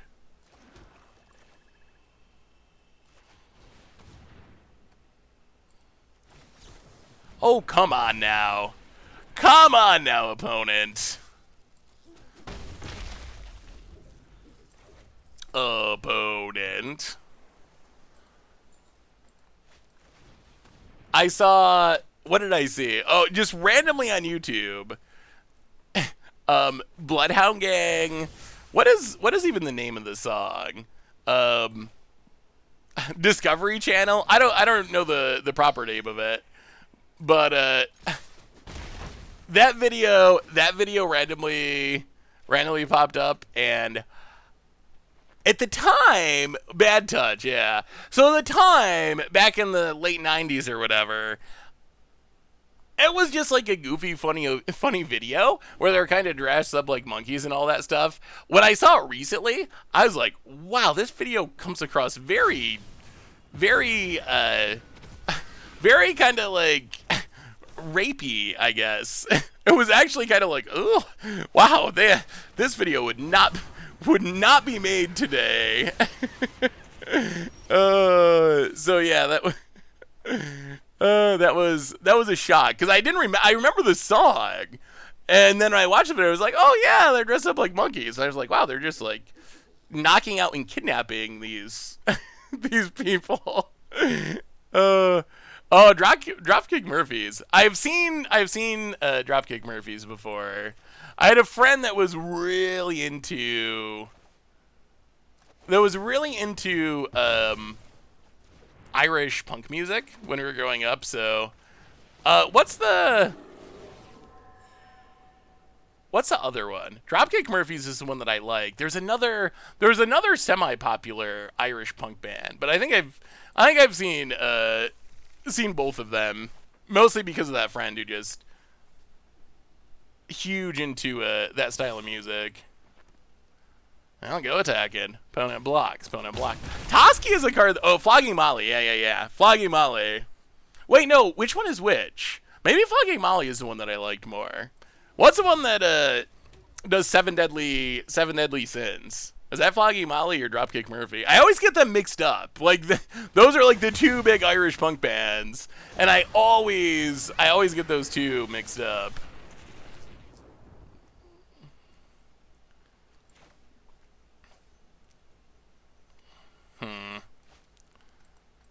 This might be an issue. Innkeeper. Bear. Get a Faceless Haven. Yeah, opponent's gonna get in a hit with this dragon, which is less than ideal. Alright, alright, alright. Sweep it away. I don't know the tossers. Alright, Flogging Molly then is that's the one that I like the most. Definitely a fun show. Iron's Epiphany. Yep, that's a... Are we just gonna lose to multiple Epiphanies? Behold the Multiverse, looking for Alred's Epiphany. Alred's Epiphany is... I don't know why Wizards keeps making pushed extra turn spells. Or maybe they don't think they're pushed and they don't realize how good they are, but... I am really unclear on why they keep making busted extra turn spells. Well, kill a bird, attempt to...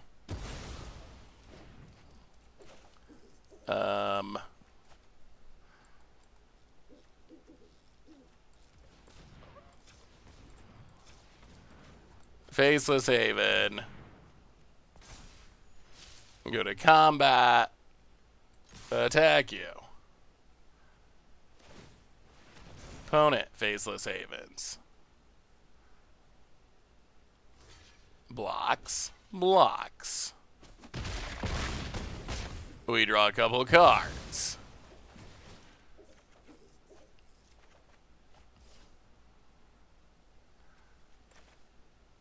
Oh, they're definitely going to have counters. Well, Skeletal Swarming. Gotta try. I was thinking about the most influential music acts, and despite my admiration for Underground, I believe Bob Dylan. Opponent, yes, of course. They've drawn a million cards. They've taken a million turns. They have a million counters. We get it. Soul Shatter to kill the Toski. Bob Dylan more influential. Interesting. I mean, Dylan is great, but I don't know about more influential. Opponent. I feel like the odds of getting blown out are just so high. I mean, I guess we're going to just have to go for it, but our opponent, they just have so much removal that we're going to try to Blizzard Brawl, and we're going to get our thing killed, and we're just going to lose the game. But this turn, we're probably going to have to go for it because we're going to lose the game to Imarith anyway. Yeah, I mean... Yeah, Alred's Epiphany for the win. It's card. Wait, what are we getting punted for? KR. Behold the Multiverse. Wait, what is everyone punting for? I'm so confused.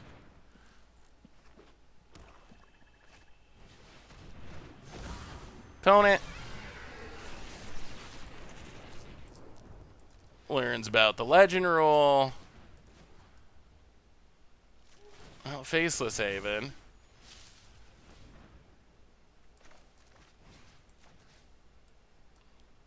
Blizzard Brawl. Pay $1 million.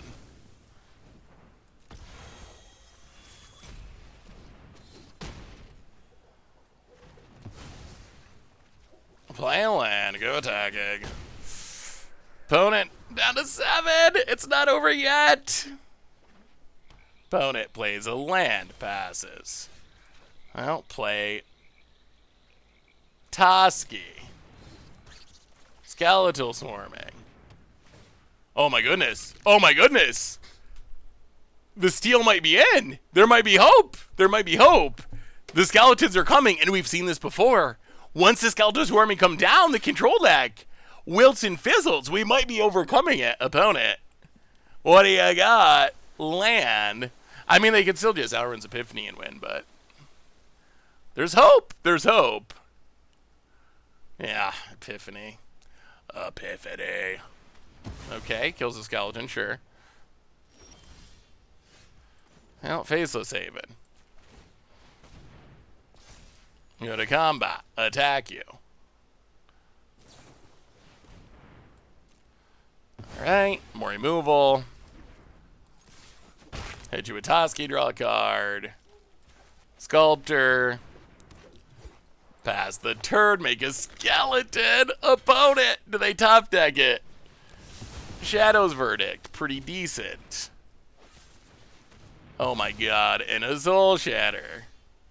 Well, that's another swarming. Pass the turn. That's a lethal board of skeletons. Professor Onyx ticks it up desperately. Opponent. Oh, come on now, Magic Gods. Oh, my goodness. Oh, opponent. Hey, what's up, Armchair General? No?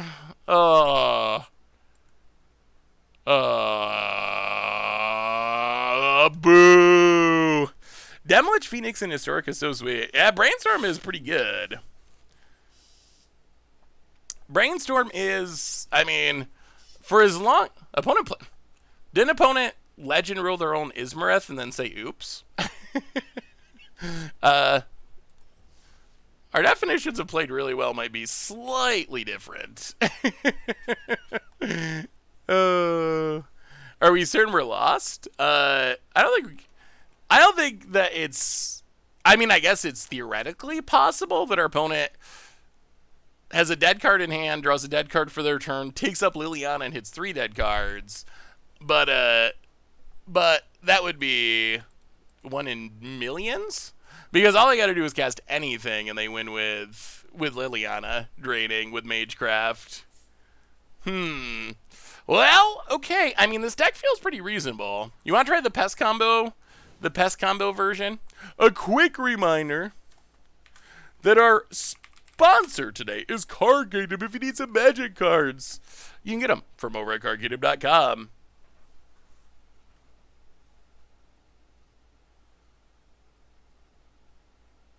Couldn't we beat down with Snowlands? All of our stuff was dead. I actually think Culling Ritual is an incredibly unplayable card.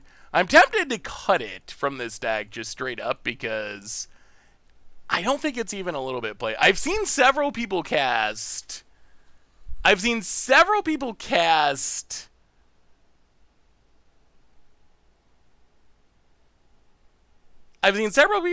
Culling Rituals, and maybe 10 or 15 times, and I think I've seen it be good once out of 15 times. Yeah, I don't know. I mean, I'm not saying your opponent played poorly, other than I don't know about that ward play. Even if that's what they were going for, we had like 15 mana. I think we could easily pay the 4. Yeah, so, I mean, we can give this deck a shot. I imagine we're probably going to be cutting the Culling Ritual pretty swiftly, because it's just so bad. But maybe it'll surprise. My other concern with this deck is it seems a little light on combo pieces. Like, it's got a lot of Dinas. This is another viewer submitted deck. Let me see. Pest combo from Richard S. Could you try and build a standard mill deck that isn't rogues? It might be possible. There's not a ton of mill, which is kind of the issue. I'd get Mortality Spear for Ritual. Spear is just bad minding with a deck with 6 drops. Instant Speed does have value against dragons, but you might be right. We'll try it like this and we'll make changes. I'll just let you know. So the idea of this deck is, what about Lulth with Warlock class? How do they synergize? Being your end step, if a creature died, each opponent loses a life. Then anticipate, then beginning of your end step, each opponent loses life. Oh, trying to ultimate Lulth? I see. Yeah, I guess that's like 16 damage with ultimate. That's kind of cool. Well, let's just try. So the idea of this deck is we got Skeletal Swarming. So I don't know why it does this. So we got Skeletal Swarming. Skeletal Swarming. Why does it? Why don't you go down with the rest? With the rest of your friends? It's so strange. So we have Skeletal Swarming still. But this deck is kind of trying to combo off with Sedgemoor Witch, Witherbloom Apprentice, Dina Soul Steeper, and Plumb the Forbidden. The idea is you can kind of like use Eye Twitch, use Hunt for Specimens, make a bunch of tokens with pest summonings. Hopefully get down to Sedgemoor Witch. You could sack all those tokens to Plumb the Forbidden to draw a bunch of cards. Also, if you have Dina out, when the pests die, you drain for 1. If you have Witherbloom Apprentice out, as you copy Plumb the Forbidden, you drain for more. So I think the idea is really cool. Like, we did this. The search boxes? Huh.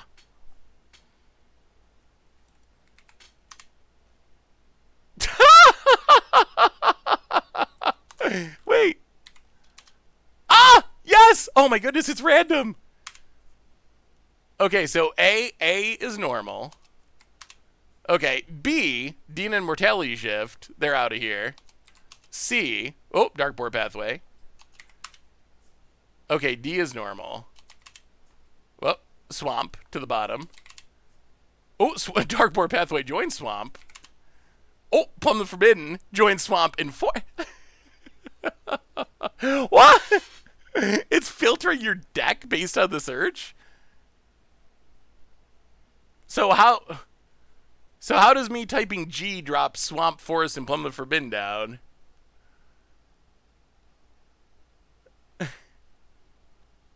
I'm so confused. Arena's wonky. Anyway, the idea of the deck. I explained it, I think. Sack all your stuff. Sedgemoor Witch replaces it. You can sack all your stuff again. We're going to try it straight out of the box. The viewer submitted deck from Richard S. Although, stuff to keep in mind. I like Village Rites along with Plumb the Forbidden. Could be worth adding. Little bit unsure if we want more than one Witherbloom Apprentice. Very unsure about Culling Ritual being good. Little worried about how we deal with dragons. Mortality Spear helps a little. We might need some Edict effects, or else I don't know how we beat a Goldspan Dragon. But let's just give it a try. Straight out of the box, sacrifice, shenanigans, storm combo stuff. Pest combo for standard. Wait, so why was it moving stuff around? If it doesn't have a G, it moves it to the bottom? Wait, so you think all the other cards had a letter G in them? Really? You think all the other cards had a letter G? Huh. I've never noticed that before. Is that a new thing? Is that like a recent update that makes it dance around like that? I think it's kind of entertaining.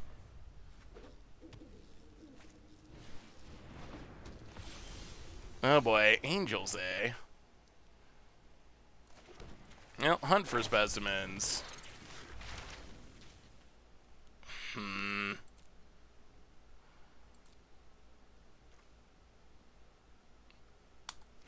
Well, good environmental sciences. Pass the turn. Opponent. Interesting. Not new, but somewhat. Alright, so not super old, but newish. Well, we draw the swamp anyway. Well, in that case, Prosperous Innkeeper. Swamp. Pass the turn. Well, I think I want to make sure we were going to hit our land drops, and we get another tutor with this Eye Twitch, so I think making sure we hit our land drops is order number 1. This deck probably wants more than 0 removal. Well, we got a jump. We get the Necrotic Fumes. Yeah, this isn't great. I wonder why this deck has a World Tree. That's interesting. Well, yeah, this is not ideal. Right? Just Valkyrie. Kill it. Play a World Tree for some reason. Go. Yeah, Innkeeper's sweet. Right, just Valkyrie again. Flyers, massive. Removal, lacking. Well, we can play a Lolth and chump block, but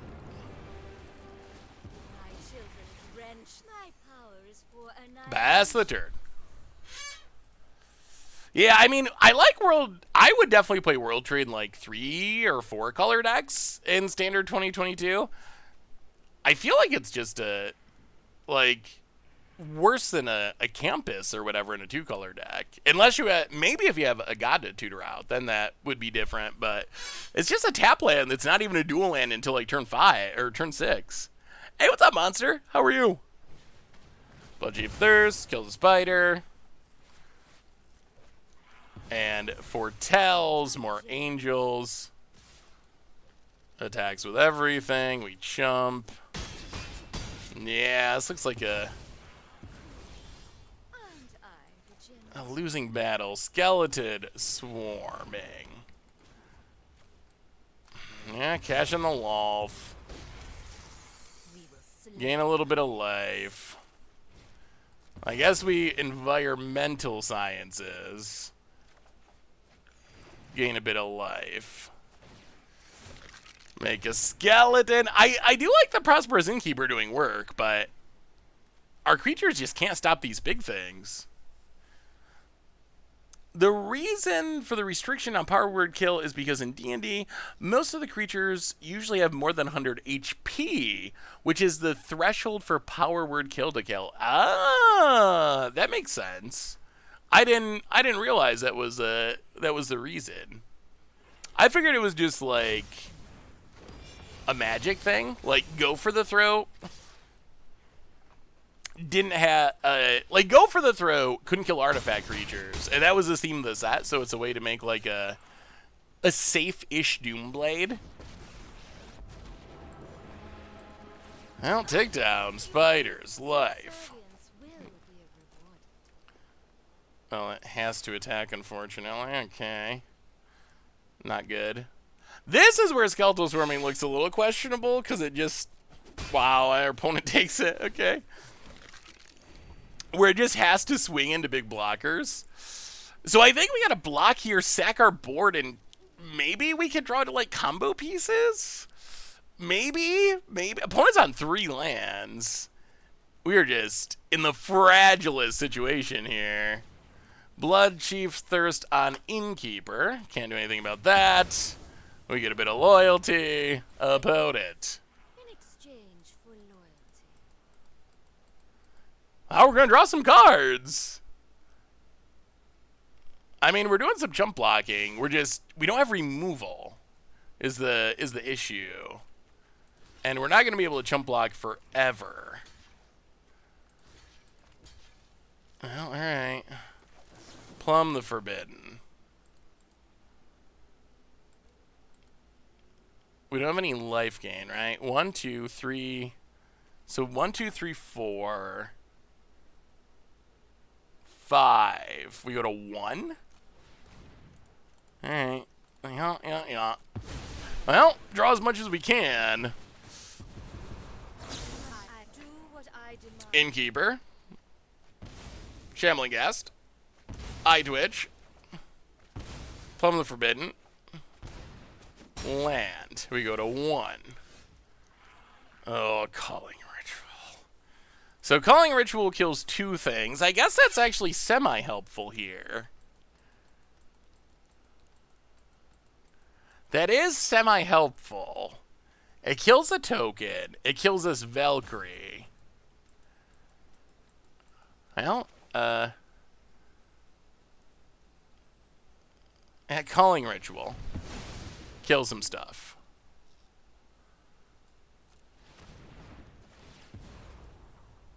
Prosperous Innkeeper.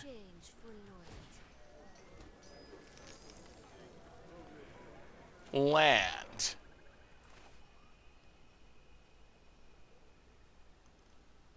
We're at 1. Spiders. Subservience will be. Ooh! We're staying alive! We are staying alive. No, we don't really care about Lolth's ultimate too much. We want Dina's and Sedgemoor Witches to go with the Plumb the Forbiddens. Huh.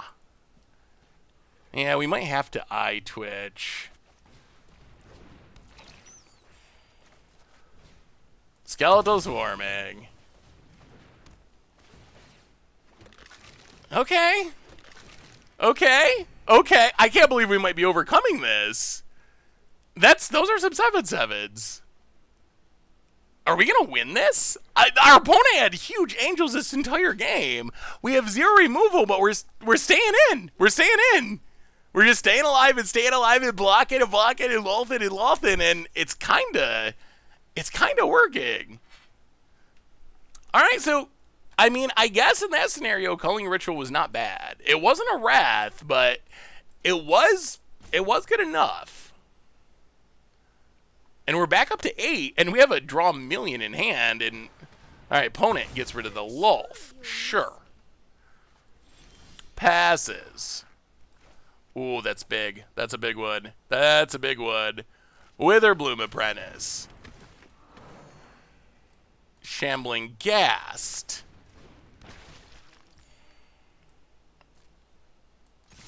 Go to combat, all attack. Those are 7/7s. Those are 7/7s. Those are 7/7s.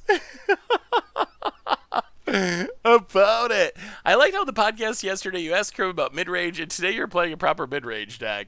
Yeah, I mean this is kind of mid-rangey. Opponent. Wow, Skeletal Swarming's absurd. It's absurd. It's absurd. 7/1, 7/7s, 7 power. I cannot believe we won that game. How in the world? How in the world did we win that? We were so dead for so long. I think I updated the deck list. That was actually super impressive. All right, so one thing I will say, I think we're not going to change the main deck yet, but I do think we should immediately change the mana base. Immediately change the mana base. No World Tree, please. No Snarls, please. Get rid of this. Get rid of these. I think one thing we learned with the last deck is that Faceless Haven is kind of insane with Skeletal Swarming. So I think we want to embrace that and play 4 Faceless Havens, play the Pathways, 4 Woodland Chasms, and then Snow Swamp, Snow Forest. So I think this is easy upgrade number 1. And we'll worry about removal and so forth later. But I think Faceless Haven is just, it's too strong to pass up. And our mana wasn't like insane or anything anyway. Yeah, we haven't updated the non-land cards yet. I was thinking that too, that we could add in another Skeletal Swarming might be worth it. Didn't a Ritual win that game? Yeah, I mean, I guess it kind of did. Yeah, I mean, I guess technically it did.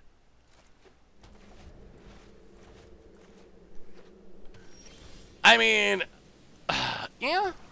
Or our opponent being stuck on mana. That played a bit of a role. But yeah, it did get rid of 2 of their creatures, which was big. Have you talked about the new Goldfish Crew person on stream since they were announced? I actually talked about it a little bit earlier this stream.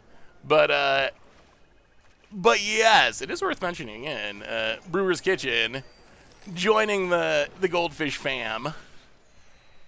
Yeah, I think we just wait and try to get down Swarming next turn, probably. Yeah, it'll be sweet. The deck list in the chat is not updated, the mana base. We'll do an updated deck list at the end, because I think we'll probably make some more changes as we go along. Do you not know Brewer's Kitchen? Ooh. I'm super excited to have Brewer's Kitchen around. Lulf? Lulf or Swarming? Which is better? You gotta guess they're going to Elrond's Epiphany Coma. We get to resolve something. So Swarming's just gonna smash. Let's go Lulf first. Let's go Lulf. Make some spiders. Gain some life. Yeah, go attacking. Hit ya. Pass the turn. Yeah, Brewers Minute. You may have seen some of their YouTube videos. Or no, not Brewers Minute. Brewers Kitchen. Brewers Minute was a series I used to do, but Brewers Kitchen they make some really sweet YouTube videos. Now let's.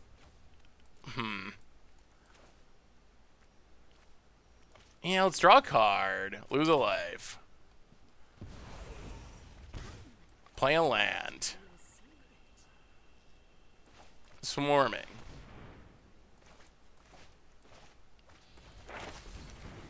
Divide by 0. Okay. So gotta be Alren's Epiphany. Gots to be. Opponent gets artifact removal. Pass the turn. Opponent. Alren's Epiphany. Everyone's favorite. Gains a bit of life. Opponent passes. Land. Do we have another one? Can sometimes survive the first Alren's Epiphany. It's 2 or 3 in a row. That does it. Yeah, this is standard 2022. Any chance of running 8 innkeepers in historic for the non-bow culture? What I mean, there are more innkeepers, so it would be possible, but what would the value be? Well, block, block, block, block. This is. I feel like we do all this blocking and we're gonna lose Lolth anyway. They're just gonna play another Epiphany.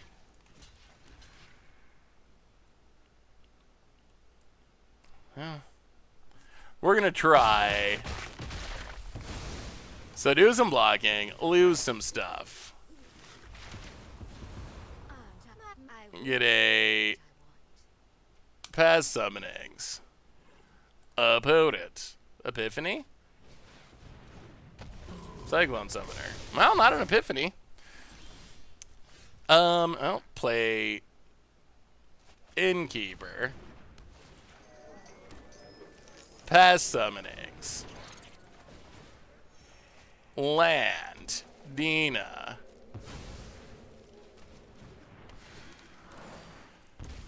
Pass the turn. The deck has some sweet synergies. I do like the synergies of this deck. Like, Innkeeper Dina is kind of a sweet synergy. There's a bunch of sweet little synergies. Yeah, I'm mostly worried about Coma. Coma and Alren's Epiphany are the cards that just get us. Cultivator. More ramping. But we are good at jumping, though, for sure. Opponent gets a land, passes. Well, Innkeeper.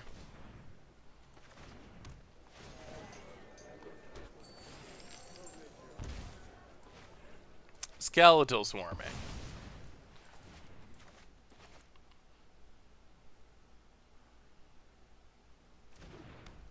Alright. Opponent's gonna draw some cards. Oh, we're gonna drain them out aristocrat style, like, if we can keep going. Like, we're draining two with Prosperous Innkeeper, draining with Dina. Every time we do something, the big whammies, though, are just such a fear. Block. This attack is aggressive. Down to 30. Pass. Dies. Drains. With Dina. Opponent. Land. And Cultivator. Okay, that's fine. That's fine. That's fine. I mean, we are going to drain them out if they don't do something. Opponent's down to 1 card. Containment Breach. Sure. Ooh, Plum is insane. Well. Skeletal Swarming. Oh! Another counter! Gets a mascot exhibition. Okay. That was a real big one for our opponent. Opponent goes to combat. Gonna do some attacking. And he will block. Oh, that was not good. That was not good. Opponent. Mascot exhibition. Passes. I'll play Faceless Haven. Play Lulf.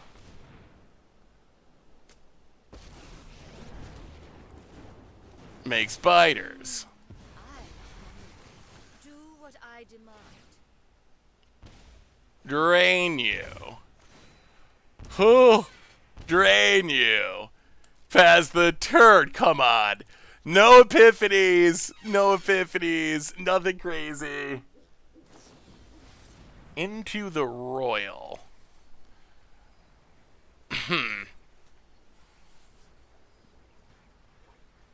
I really don't like letting our opponent draw a card here. But if we lose Dina, what do we do? Yeah, it is basically remand. Oh, letting our opponent draw a card is so risky in this deck. Alright, sure. Yeah. Opponent. Untaps. Faceless Haven. Goes to combat.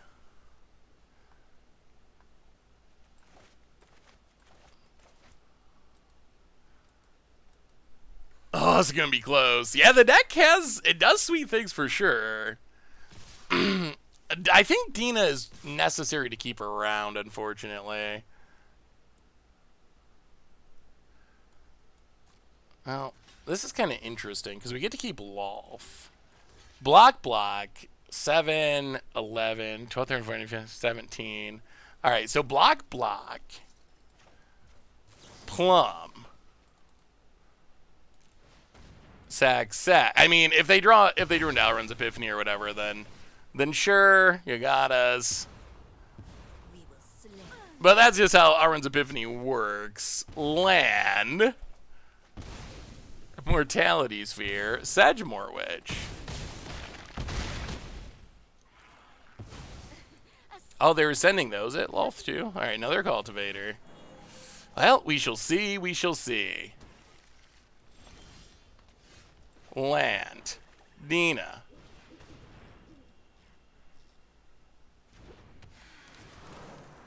Drain you. Sedgemoor Witch. Drain you.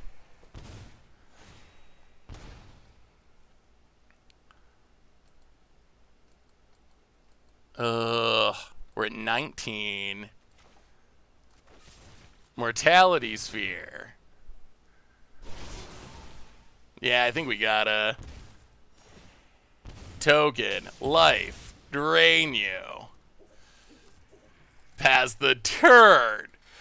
Come on. One more turn. No big whammies. And I think we got it. Opponent. Combat. Big attack. We will chump. And sack.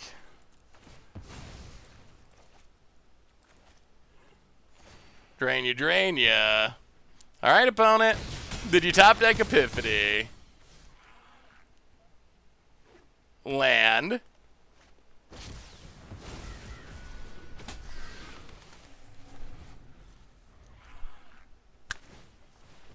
Well, welcome to Standard 2022. Jeez.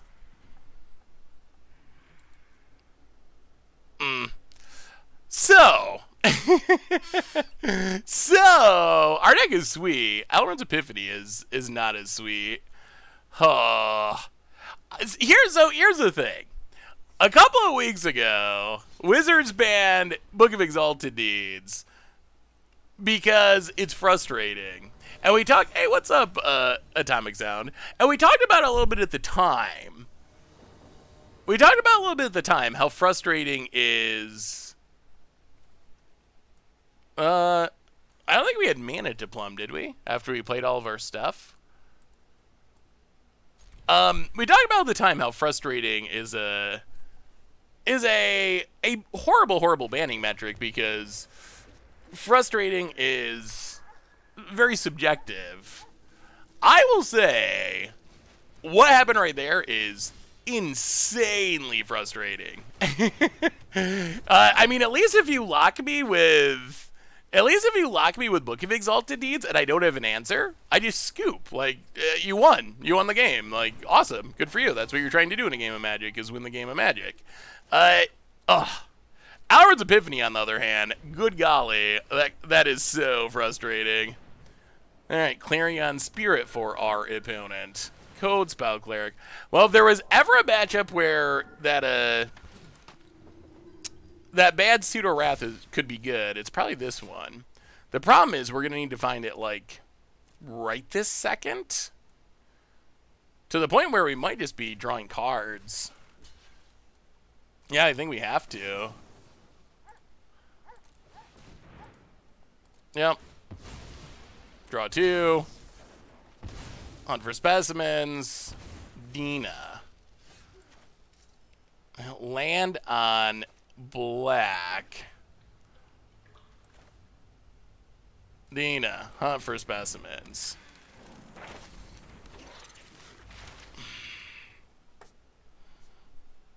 I guess pest summonings. Pass the turn. Opponent grows their dorks, goes to combat, attacks. Alright, well, come on! Culling Ritual. Like, right now, off the top, please.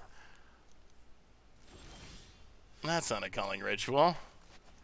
I think we're just dead. Hunt for specimens. Environmental sciences. Play environmental sciences. Get a forest. Ugh. Yeah. Land and go about it. Paladin class number 2 levels up. Oh, Luminarch Aspirant makes a bunch of dorks. Well, all right. I mean, we gotta draw the Culling Ritual this turn, and we got a shot. Otherwise, we're super dead. Opponent with a big attack, block. Sack. All right, 2 out of a million. That is not a Culling Ritual. Well, okay. So we can sack Dina. We can go untap land into Culling Ritual. Nope. Yup. Well, that one was not especially close. I don't think there was anything other than... Hey, what's up, Winter Milan? How are you? I don't think there was anything other than Epiphany that would win there, was there? I mean, there's stuff that would delay the game, but I don't think there was anything that was just, I win. Hey, what's up, Grovey? How are you? All right, one more, and then we're going to make some changes to this deck.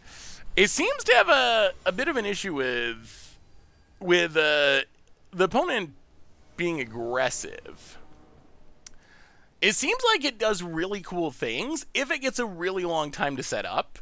But as we saw against Mono White there, like, if your opponent just curves out and wins the die roll, well, we'll see. We'll see what happens against Mono Green here, but that seems to be where the deck has some trouble. Hey, what's up, Lazarus? Good to see ya. Yeah, we're playing some standard 2022 today. Opponent does not attack for some reason. Well, land and Witherbloom Apprentice. We got a lot of combo pieces if we can find things to sack to this plum. Opponent. Yeah, but the problem with the just trying to chump is evasive creatures for one thing, like tramplers, and also... I mean, the best decks in this format are the dragon decks, and the pests just are not... I don't know what our opponent's doing. Are the dragons decks, and the pests just cannot stop the dragons. Usuriel, welcome to the Fishbowl. Thank you so much for your subscription. Big soup cheer for you. Thank you, thank you, thank you. Yeah, I mean, I don't think Culling Ritual is a good card, honestly. I think maybe there could be, like, a combo that it was sweet in, but... I've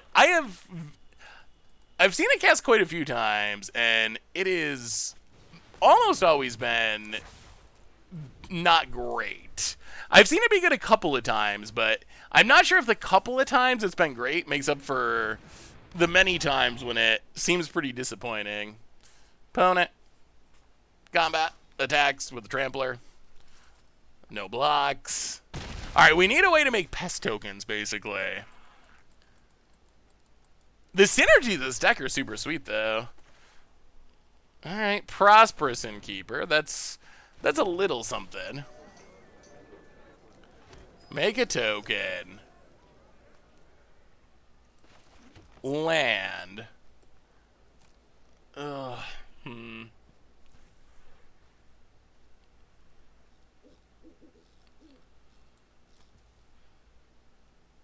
Yeah, I guess we gotta just pass. Opponent.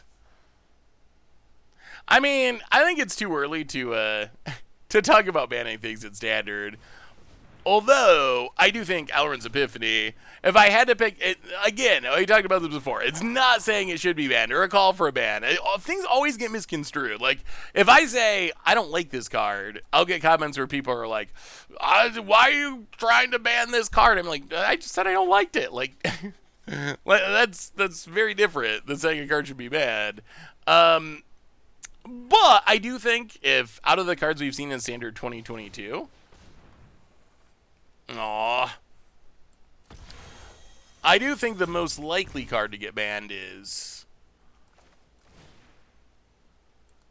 oh, this isn't great.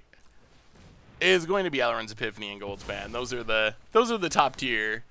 I don't think you can say anything needs to be banned at this point. Like, we haven't even got rotation yet. We're playing a not real format because no one likes real Standard at the moment. So I think I gotta be patient until we get to real Standard. Yes. So now we get to see Culling Ritual. What does Culling Ritual do?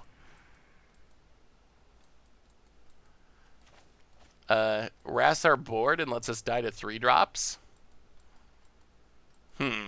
Yeah, maybe something like Blood on the Snow or anything else might be the way to go. Any other sweeper? Wait, it seems good. Doesn't it just basically kill us? I mean, I guess the best we can do is we can Plumb the Forbidden. I mean, this kills us though, right? Well, we'll see what we draw, I guess. Plumb the Forbidden, sack our board.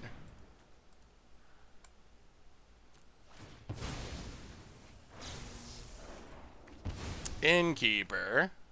Land. Culling Ritual. Sure. Yeah. Alright, well, sure. Innkeeper. Go. It just doesn't kill enough. I think that's my issue with Culling Ritual. If it was mana value 3 or less, then that would be a card. But at mana value 2 or less, like, it just misses so much. As we're seeing here, like, we cast our Wrath and it didn't kill our opponent's best things.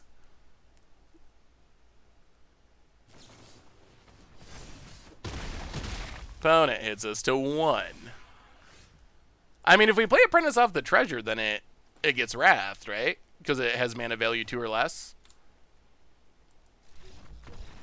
Alright, let's see if we can update this deck a bit. And take out the bad cards. Alright, so what would our version of this deck? Because we got to see some sweet synergies. What would our version of this deck look like? So, first off, Culling Ritual is out of here. It did do something like kind of good once, so I will give it credit for that. But Culling Ritual's got to go. The rest of the deck, the hard part is finding room for the combo pieces. Not sure what Shambling Ghast is doing, so Shambling Ghast can go. We need removal. What is the best way to not be dying? We can block non-evasive ground creatures well. I think we have I don't know what we do if we play dragons. I think we just don't beat dragons. So answers to dragons would be good. Akaya! Welcome to the Fishbowl. Thank you so much for your subscription. Big soup tier for you. Thank you, thank you, thank you.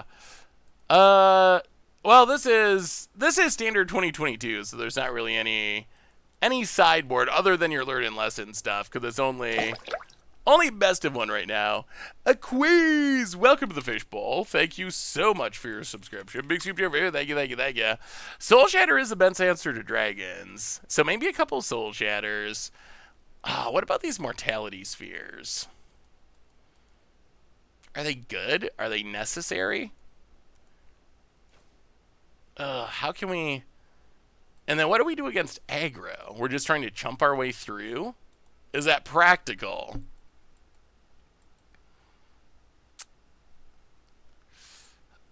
I don't know about Power Word Kill. I feel like Power Word Kill does not kill enough in this format.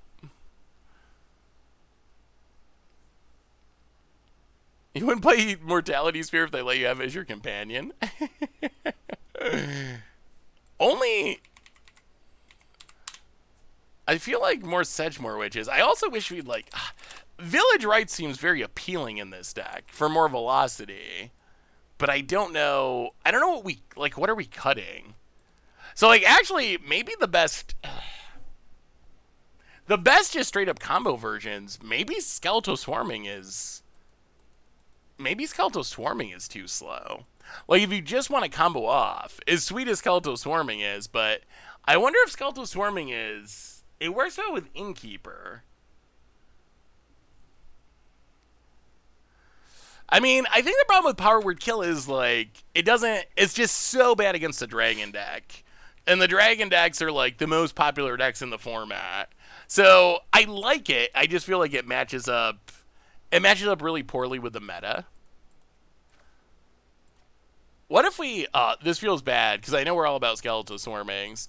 What if we go down...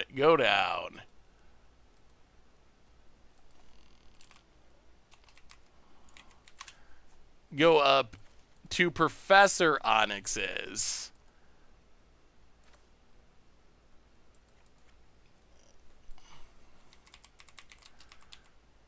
Is Blood on the Snow fast enough? Witherbloom Apprentice.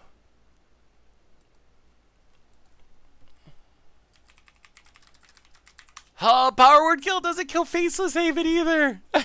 It kills some of the other creature lands, which is nice, but that was the other reason I forgot to mention. It's bad against dragons, it's bad against Faceless Haven, and dragons and Faceless Haven are really good right now. I mean, it's not a bad card. I just don't really like how it matches up with the current meta.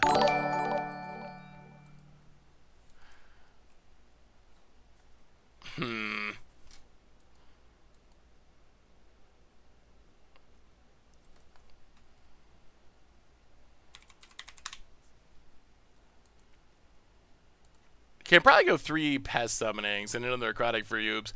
We got a new donation from Elkino. Mismatch Village Rights, please. Well, all right. Thank you for your donation. And I mean, if we're gonna pay $2 for a donation, we can mismatch them. Mismatch away.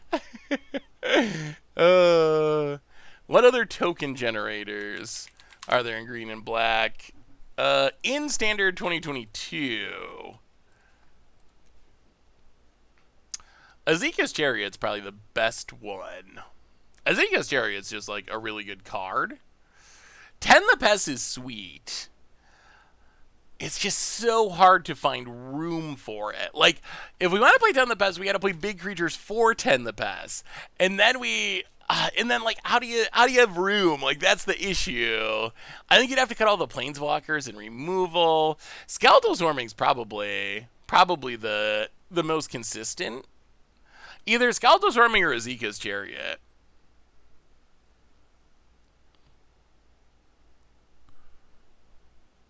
Huh. What do we want as the last...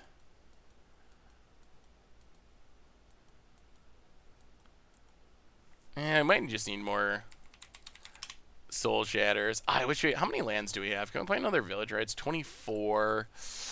Oh, I really want another... Maybe go 3. Dina is legendary. Alright, we'll go fully mismatched. Alright. Let's try it like this. I don't know if this is the solution. I do hate losing Skeletal Summoning. Even Death is sweet. I don't know how to make it fit in this deck. Hey, what's up, Joseph? It's been a while. How are things? Good to see ya. Plum kills you at bad times, and Deadly gets the same number of cards at the rate with low usage. Wait. Deadly? I'm so confused.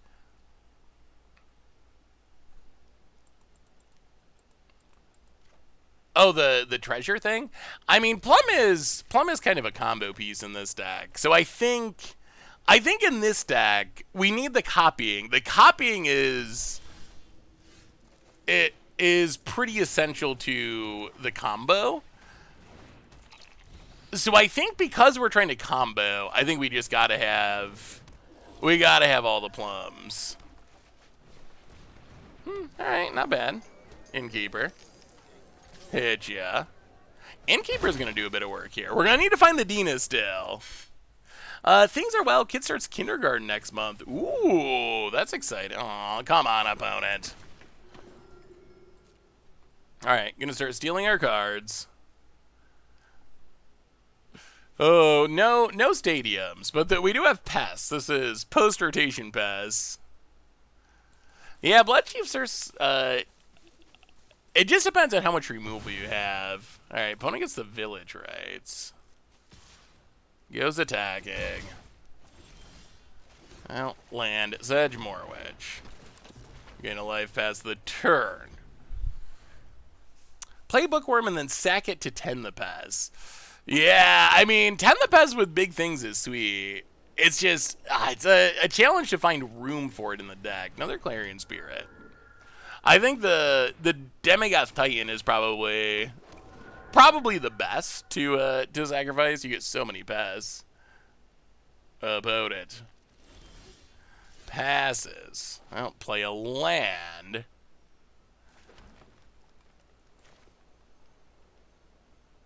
Which number 2? Gain a life.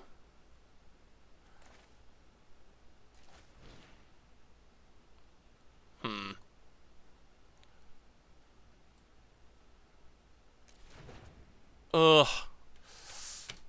Oh yeah, let's do it. We're gonna take some damage, but I think it's worth it. Plum. Sack the Eye Twitch. Make some pass. Draw some cards. Get a Environmental Sciences. And pass the turn. Okay, the pests are coming. The pests are coming. We're close to comboing off. Opponent plays a land. A little worried about the Flyers, but levels up, sure. And attacks, attacks, attacks. We take it. Okay. This is interesting. Environmental Sciences. Make some pass. We're like a Dina away from the full combo. Snow-covered swamp. Play a land. Pass the turn. Worried about the double strike. Pass the turn. Oh, this is close. This is going to be close. Opponent.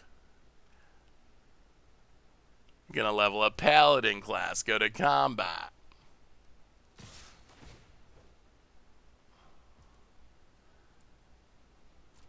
So we're taking 14?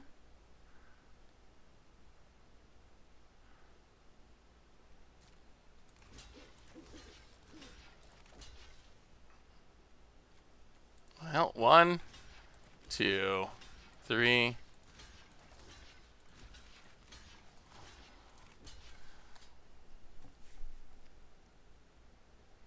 How are these triggers gonna work?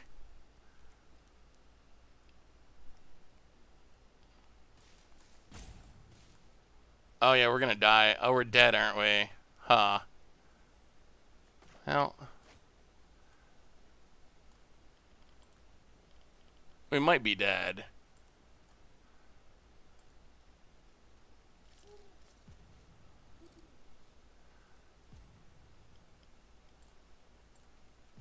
Alright. 6 blockers. Let's see what happens when we do this. 1, 2, 3, 4, 5. Let's see if we die. Plumb the Forbidden.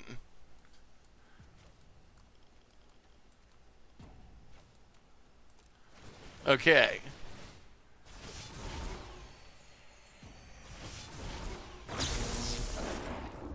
Get some triggers. Will this keep us alive, though? I'm not sure that it will. Maybe it will. Oh, we're definitely gonna stay alive. Whew! I think it's enough. So we're gonna take 16, 7. We're gonna take 20, but we're definitely not dead. And then we have lethal. We have lethal. Yes! Through the double strike. Good thing we auto stacked our triggers. Opponent dies. Oh, combo. That's a combo. Okay, this deck does sweet things. This deck, it's as close to like a storm deck in standard, I think, as you can possibly get. That was actually impressive. Yeah, blacks. So the challenges with this deck, I think, are just the space. So if you look at the deck list, there's just not a ton of room. That is a problem we keep running into because as far as, so what would I consider flex slots? Lolth, Professor Onyx, and a removal. Like, these are pretty flexy. But the combo needs Plumb the Forgotten, Prosperous Innkeepers, Dina's, Witherbloom Apprentices, Sedgemoor Witches, and then it needs ways to get the lessons, so you need the Eye Twitch, you need the Hunt for Specimens. I guess Village Rites could maybe be in the utility slot. Ted Bunker, welcome to the Fishbowl. Thank you so much for your subscription. Big super cheer for you. So these slots, and some of them got to go to removal, or you're just going to get run over. So there's got to be some amount of removal. The specific removal, that is up for debate. So there's maybe like 4 to 7 slots, so you could play a big thing in 10 the Pest and take out the Planeswalkers and Village Rites. You could play Blex, let's say, and take out the Planeswalkers. Which of those options is best? I guess it's just a matter of doing a bunch of play testing. The other thing would be another easy way to add some more value is MDFCs. Actually, Malakari Birth seems like it could be good. Malakari Birth. Agadeem's Awakening? Like, this risks taking away too many snowlands, but I think the MDFCs are an easy way to power up new standard as. Hagra Mauling could be another option. Whoa, what does Innkeeper do in this deck? So Innkeeper combos with Prosperous Innkeeper for the most part. Prosperous Innkeeper, when a creature comes into play, we get to gain a life. Ooh, lots of combo pieces, no mana. When a creature comes into play, we get to gain a life. And then if we have Dina, we also drain our opponent. So as we're doing all those shenanigans you saw, with tons of things entering and leaving the battlefield, it just kind of like burns our opponent out a lot. Blood Chiefs is, I think, a fine removal spell. I think the question is, yeah, I don't know. When you don't have any slots for removal, the choices become a lot more difficult. I feel like Soul Shatter's. Maybe we just say we're not going to beat the dragon deck. That would be the other option. But I feel like for our deck to have any realistic shot against the dragon decks, I think we gotta have Soul Shatter. I think Soul Shatter is the card that gives us like some chance against the dragon decks. Yeah, the treasure is also nice. We've definitely played our share of Wily Goblins, and it's just Wily Goblin plus plus plus. Opponent attacks. attacks. Yeah, missing his lands isn't great. Well, block sack.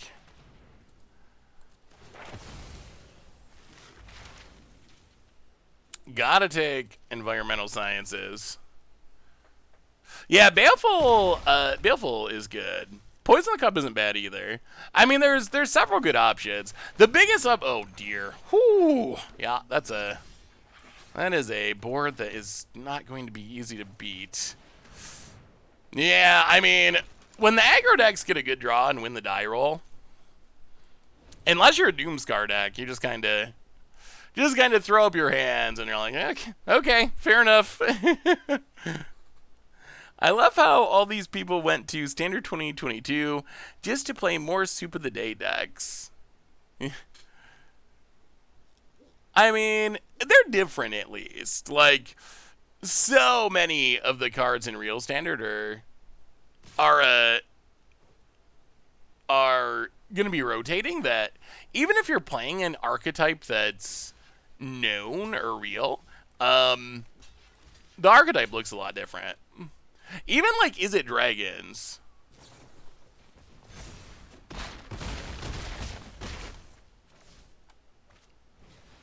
Old growth troll. I mean, does Culling Ritual even... The thing with Culling Ritual is, like, let's say we could cast it, don't we still just lose? Like, we blow up Ardina. We blow up 1, 2, 3 tokens in Ranger class. So we'd have, I guess, 5 mana, and we could try to, like, play a Sedgemoor Witch or something, but our opponent gets to keep 2 Old Growth Trolls and a Zekus Chariot. So I don't know, like, if it was 1 mana value higher, I think it would actually be really good. If it hit everything mana value 3 or less, I would be excited by it. But 2 or less, it's just so hard to get in the scenarios. So hard to get in the scenarios where 2 or less is enough. I can see the potential of it being like a combo piece where we're trying to make and blow up our own pests. But a lot of stuff can blow up our own pests. Yeah, if it was mana value 3 or less, the card would be good. 2 or less, I don't think you can really play it as a Wrath. I think you got to play it as a combo piece.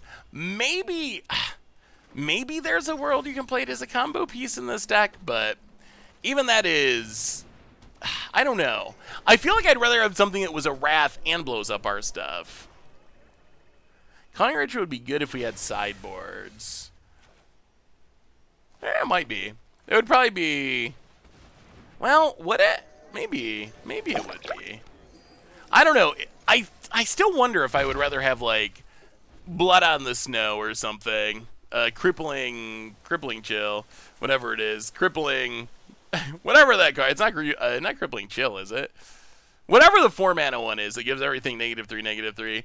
Zombitica! Welcome to the Fishbowl. Thank you so much for your subscription. Big soup to your video. Thank you. Well, Witherbloom Apprentice.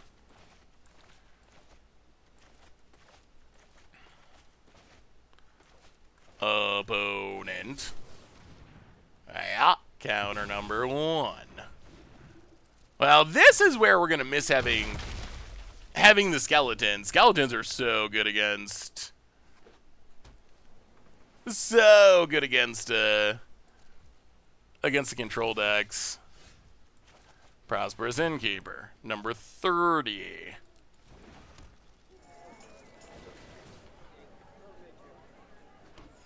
Go to combat, hit ya. And... yeah, that's true. Crippling Fear doesn't actually kill everything either, although it does kill a lot higher percentage of 3 mana value spells compared to Culling Ritual. Culling Ritual kills none of them. At least Fear kills some of them. Well, all right. At least we can plumb the Forbidden if our opponent has Shadow's Verdict or something. Opponent, land. Oh boy. Foretells. Passes. I'll go to combat. Attack ya. Play Lolf. Please don't counter it. Blue-black control.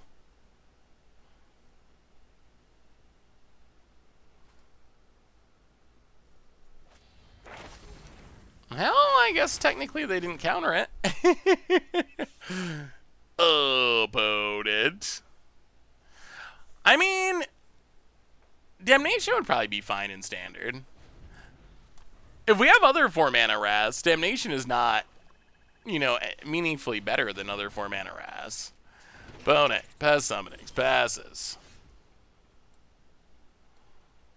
I'll go to combat. Attack with the Eye Twitch.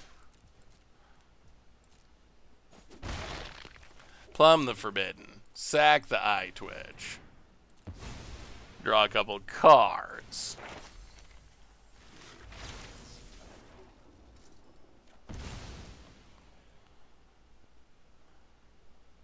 Get a Pest Summonings. Faceless Haven.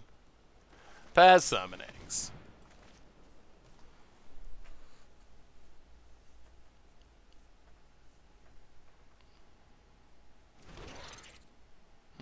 Gain some life. If we had a Dina going, we'd actually be... Dina with Prosperous Innkeeper and tokens is actually just like a pretty legit clock. I do like that Plum is hard to counter. I mean, the only problem with Damnation is the anti-regeneration clause. And Wizards not doing regeneration anymore. So I think that's the only issue is... the invisible banana is still cracking me up. Found it. Goes attacking. Block, block. Plumb the Forbidden. Sack, draw.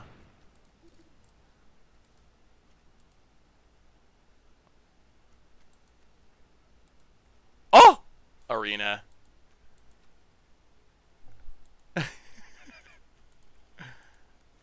Hey.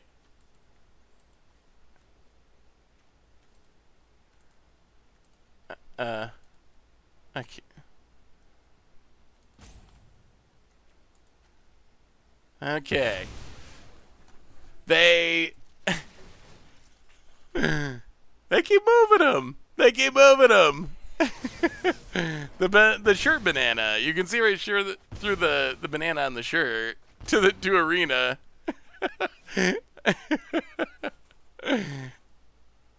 It's because of the green. I'm invisible. Actually, that part of me does not exist.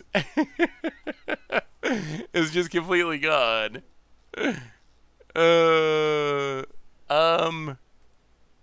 Let's play a. I just want to resolve things, opponent. We just want to resolve things.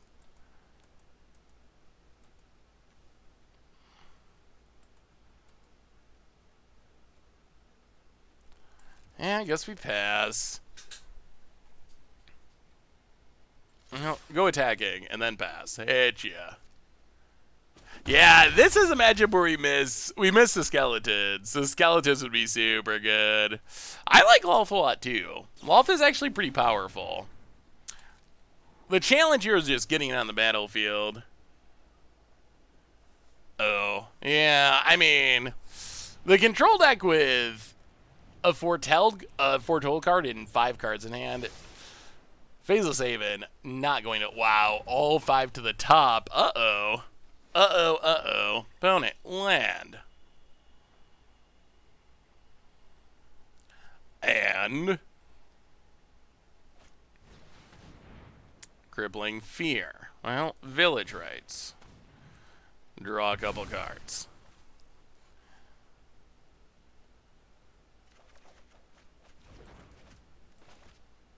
Yeah, alright. Innkeeper down. Opponent. Naming Pest.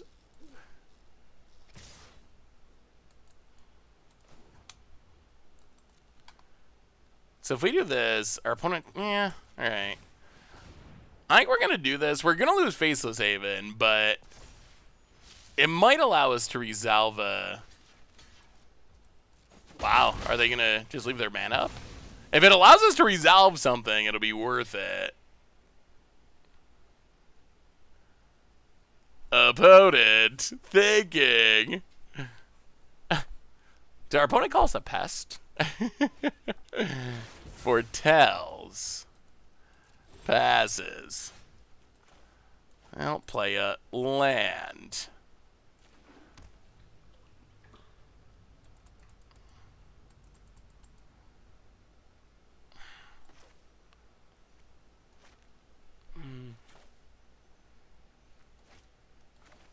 Well, yeah, sure.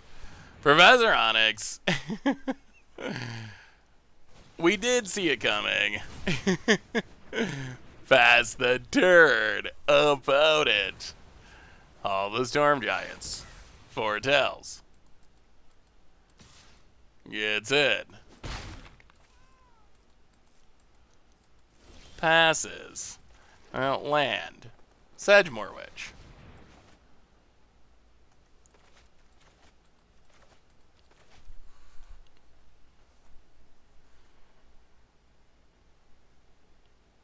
Yeah, Haven plus you would have attacked with Haven. Over doing other things. Alright, Mascot Exhibition. This keeps getting worse. Lolf. Opponent. Alright, well they gotta be about done with that, right? Hopefully. Opponent, so yep.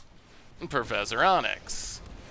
Open your books to page 17. And opponent draws a card. Yeah, this one's probably pretty over. Come on, there's got to be something useful. I'll play a witch. Opponent lets it go. So, play a land. Play a witch. Opponent soul shatters. We soul shatter. Well, we killed a Professor Onyx. We'll see. We'll see if any of this matters past the turn. Opponent. I mean, Standard 2022 has been sweet. This matchup is just, you know, a hardcore control deck. If they do better because you get a trim top end, low end depending on the matchup. If anything, oh wait, what are we talking about? Opponent. Foretells and Mascot Exhibition.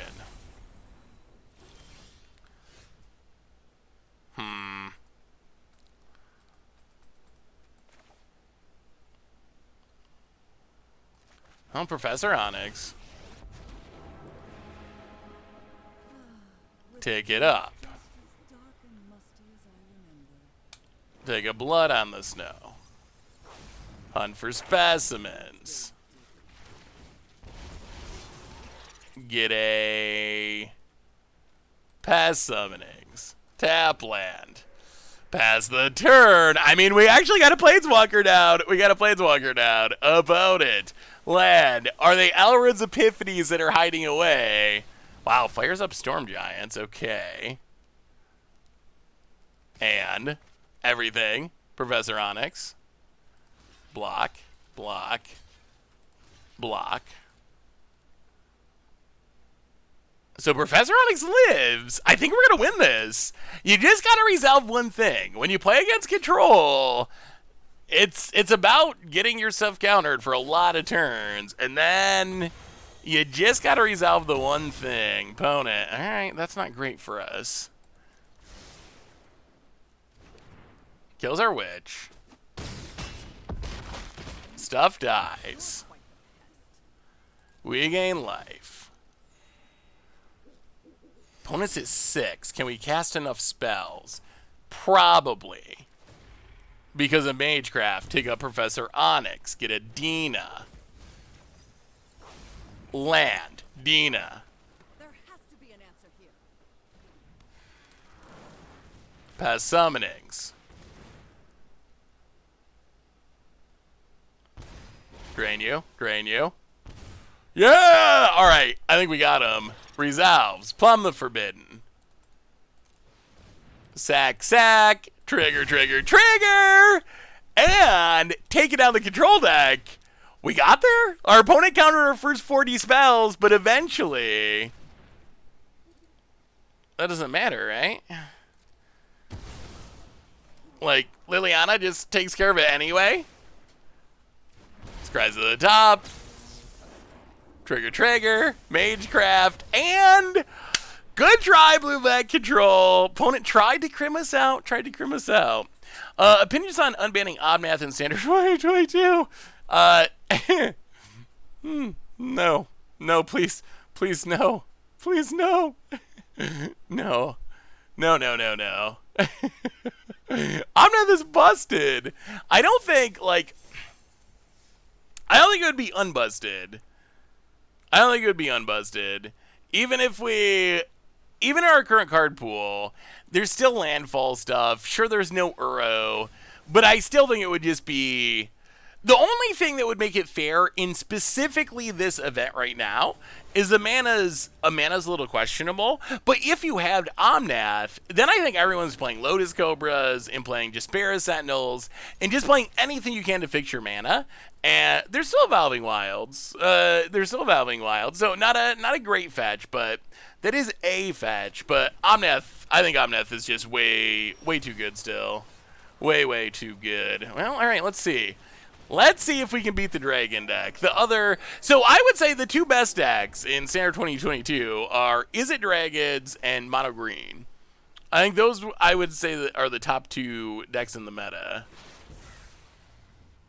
Yeah, I mean, I think that Standard is looking like it'll most likely be relatively powered down after rotation.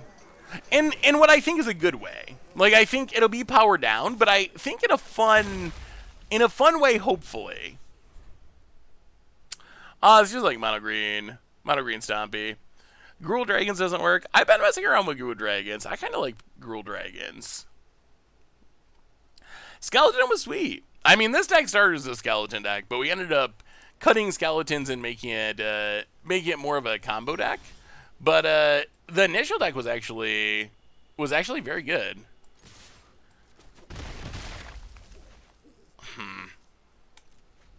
Yeah, let's wait for them to tap out for a dragon, I guess. Opponent. Well, we got the Soul Shatter, which is helpful-ish. Opponent passing. Alright, on tap. Hunt for specimens. Get a Environmental Sciences. Gain some life. Environmental Sciences. Get a Swamp. Gain some life. Hit ya.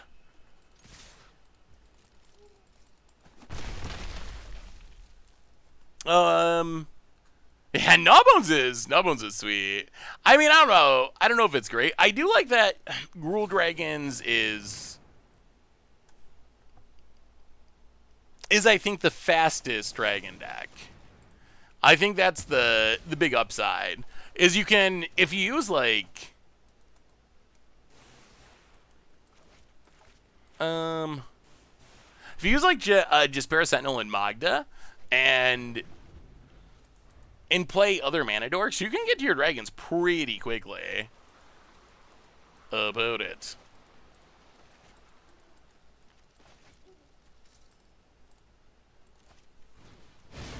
Culling the Weak. Ooh, and it exiles. Oh, play a land. Witherbloom Apprentice.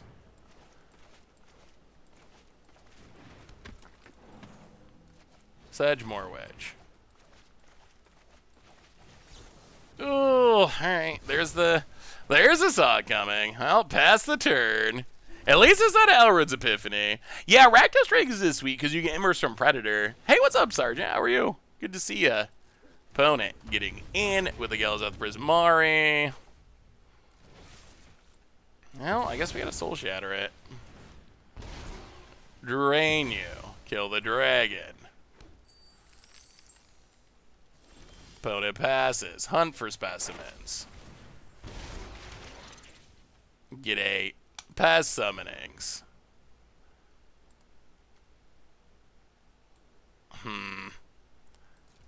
Go to combat. Hit ya. Gonna wait. Leave up our village rights here. Pass the turn. Put it down to 11. Yeah, you could Magda Tiamat. Innistrad Midnight Haunt, where every spell you cast has a ramp effect, even if it doesn't make sense. I wonder, how hyped are you for Innistrad? Hey, what's up, Mbiothi? How are you? Good to see ya. Like, is Innistrad still exciting to the current generation of Magic players? Actually, even a better question.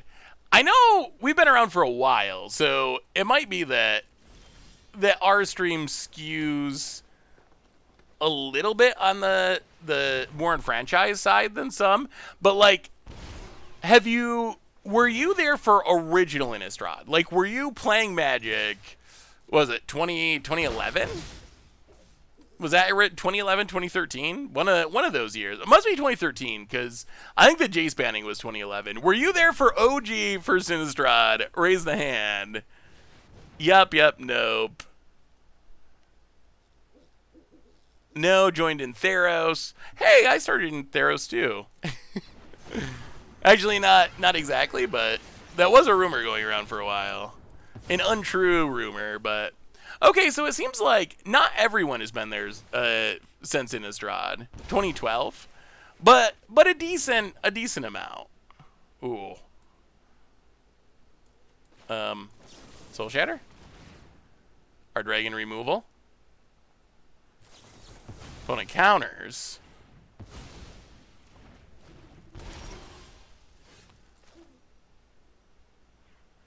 So, wow, we're gonna win this. We're gonna win this. This is why you play Soul Shatter. This is why you play it. This is why you play it. This is it. Opponent. Kill the dragon. Dead, dead, dead, dead, dead. That's why Soul Shatter is so important in this format. I began playing before original Zendikar. All right, let's do. Do we have fun? Yeah, sure. Yeah, I mean, we won. We top decked the second Soul Shatter. Yes, we will give that a smiley face. I think that people just go based on whether they won or lost for the most part. Were you there for, okay, if you were not there, if you were one of the people who did not raise your hands for the first question, were you playing Magic when we returned to Innistrad with Shadows over Innistrad, which was like 2017? Something. The years all blend together to some extent.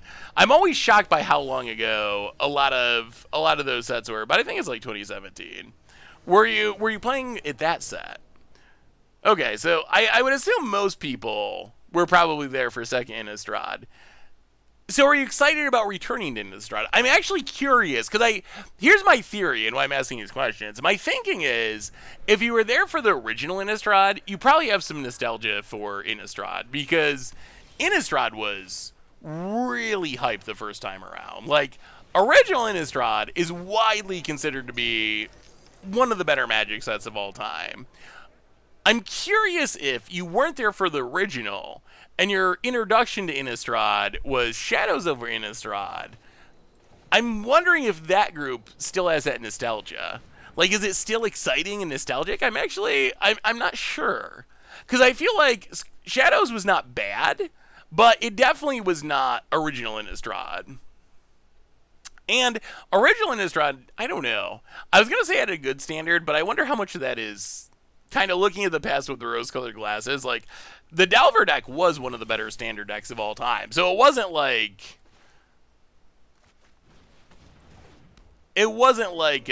standard had no really strong decks that were at the top of the format. The Delver deck, like, kind of dominated original Innistrad standard for the most part.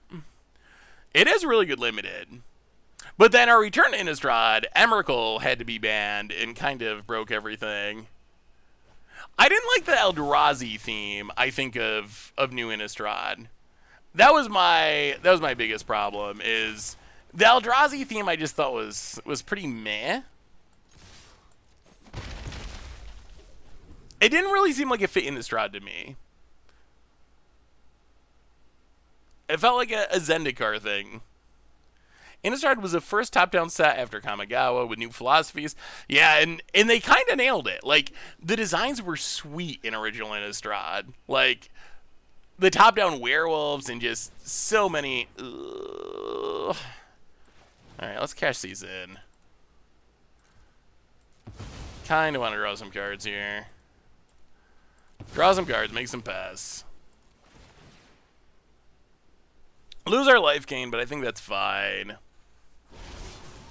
I mean, and then we could see, like, in some ways, they maybe completed the top-down design getting to, as weird as it sounds, Eldraine.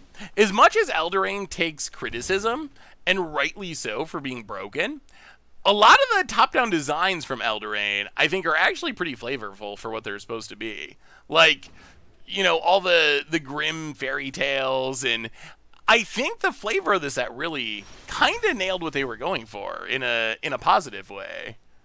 Well, I twitch. Play a land. Go to combat. Attack. Huh. I feel like they're playing for a Doomscar or two past the turn. They just need the white mana. I feel like that's what... Okay, there it is. Yeah. About it. Doomscars. Well, Saga Pass. Draw some cards. Come on, Plum. Plum of the Forbidden would be a spectacular draw here. Alright, no Plum. I'll grab a Past Summonings. More lands. Past Summonings. Land. Hunt for specimens. Past Summonings. Go. What is the best return of set that we've had? So we went to Zendikar. We went to Ravnica multiple times. We went back to Innistrad. Eldraine was amazing, but too many outliers. Yeah, I mean, that was the problem with Eldraine. The designs were great. I mean, is Dominaria a return of set? Does that count? We never had Dominaria before, but a lot of, like, early era stuff was set there. I mean, Dominaria, I think, was one of the peaks of Magic. I think the era between Dominaria and War of the Spark was one of the highest points that since I've been doing Magic stuff in Magic. Times Arrow was sweet. Return to Theros. I'm sure we'll return to Theros. I expect we're returning to Mirrodin, like, in the near future. I'd be really surprised if...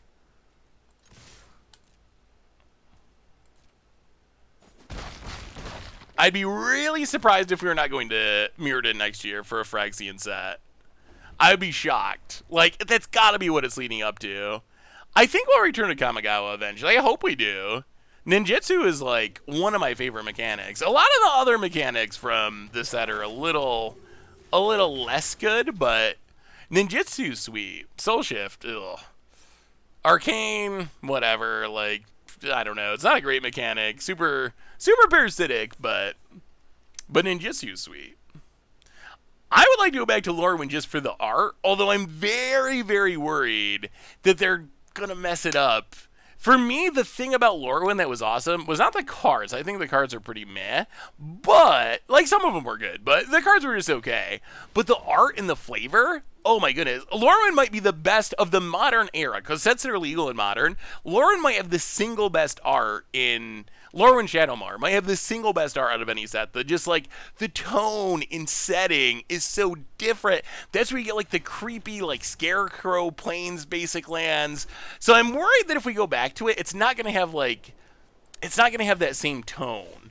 And I think the tone is like just a huge part of what makes it sweet. I'll go attacking. Opponent blocks. Faceless Haven. Go. Opponents to 7. I saw some website domain registrations that hint at the return to Kamigawa and Dominaria again. I'm pretty down with that. I think going back to Dominaria makes a lot of sense. After how successful the last Dominaria was, I would be surprised if we didn't go back to it.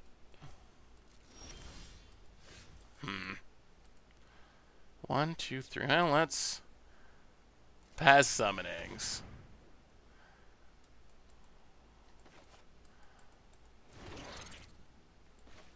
Woodland Chasm. Yeah, let's wait. Pass the turn. Go. Could use some card draw. We've drawn a ton of lands. About it. Can we close this out? Soul Shatter to get rid of a pest. Okay. Not the most efficient soul shattering. Opponent. What do you got? What do you got? Why does Wizards hardly return to old sets? I mean, at one point they were trying to go about 50-50 with old sets and new sets. And I think they're still like kind of roughly in that area. Oh boy. Oh boy. Oh boy. The flood is on. Faceless Haven. Faceless Haven.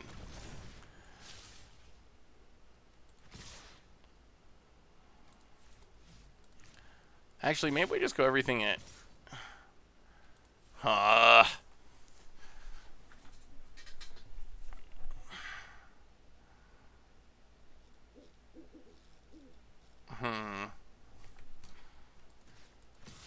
Maybe we do that. 1 at Lolth, 2 at our opponent. If they want to kill a Faceless Haven, they got to use a Lolth. They can double chump lose Lolth. They can chump. Yeah, I think that's fine. Yeah, I think I like the Pest at Lolth too. This makes it hard for our opponent to kill a Faceless Haven. If they do, at least the cost is they lose their Planeswalker.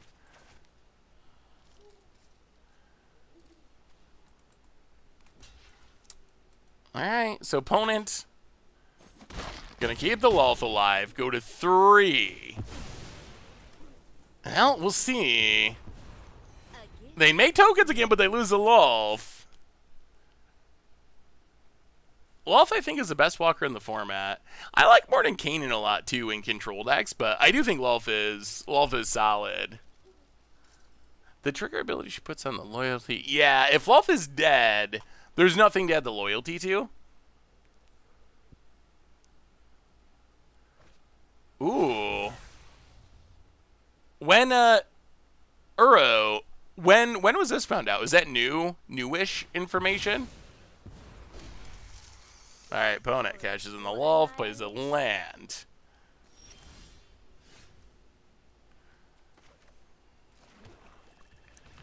Oh, 1, 2, 3.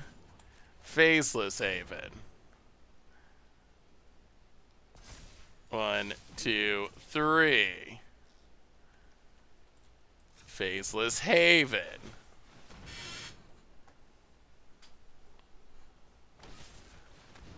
Opponent's going to Soul Shatter. We will plumb the Forbidden.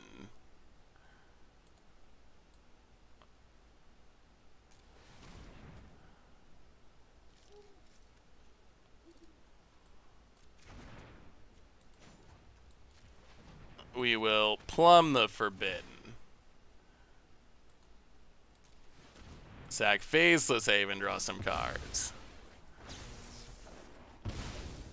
Oh no.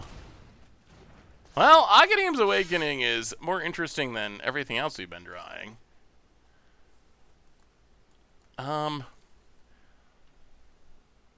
Yeah, we'll get in there. We'll trade it. Put on blocks and blocks. Well, in Aghanim's Awakening we trust. Sure. Opponent taps. It wasn't until recently that Wizards made the registration, May 2021. Ooh. Ooh. That would be so sweet. Oh, I would be down with both of those. More Dominaria, more. Okay, Professor Onyx. More Dominaria, more. That's actually pretty bad for us. That ended up being a super long game. We have run so many lands this game. Let's go. Well, 1, 2. I think they're hiding a. I think they're hiding another Doomscar too, which is a bummer. Well, Agadeem's Awakening. X3. Eye Twitch. Innkeeper. Sedgemoor Witch. Give some triggers. Hunt for specimens. Get a. Past summonings. Alright, opponent, let's see what you got. Let's see what you got. Is it another Doomscar?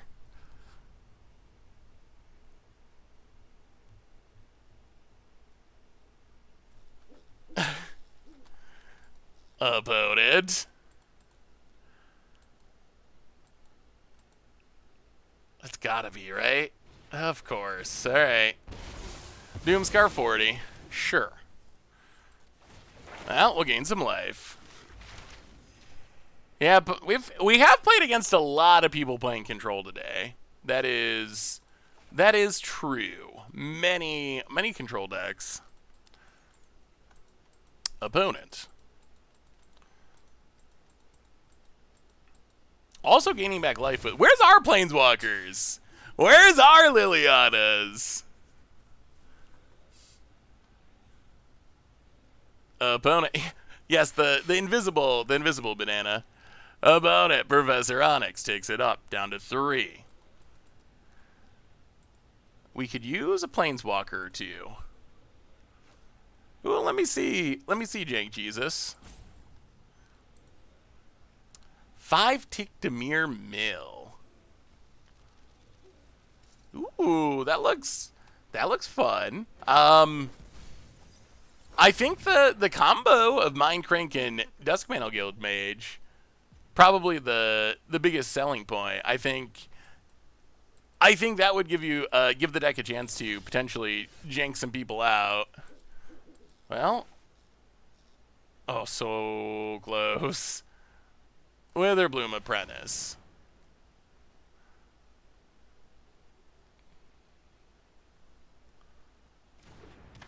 Past summonings. But we're a spell short.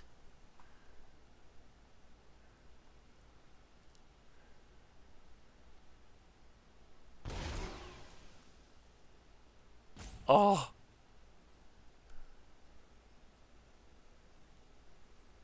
Opponent. Oh, if we had one more spell and one less land. We are going to stop drawing lands because we've drawn most of them. Okay, so opponent has a Hagra Mauling. Well, get rid of the Liliana, exile Pest. Come on, Planeswalkers. Come on, real cards. You can do it, deck. Opponent. Oh, I overlooked the Painter Servant deck. Opponent. Oh, we have all these Planeswalkers too. We just can't draw them. Lolf. Alright, we finally drew a Planeswalker. Lolf.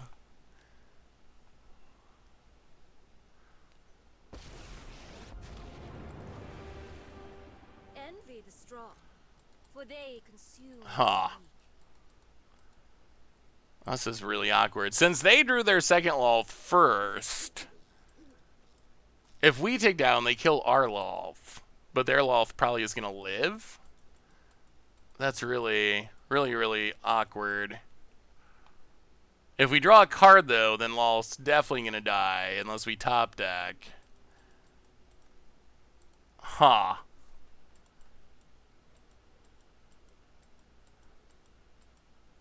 I mean, if you want to scoop, go for it. Huh.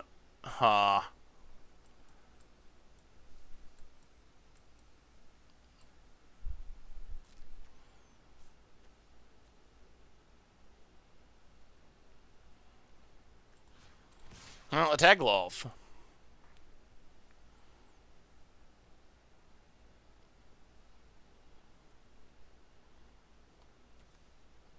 Opponent. will not cry like Well, if we're gonna do that, we should have played it post-combat. Wow. Well, that is the worst of all worlds. Opponent.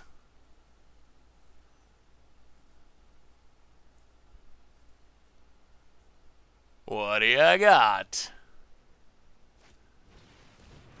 Professor of Symbology.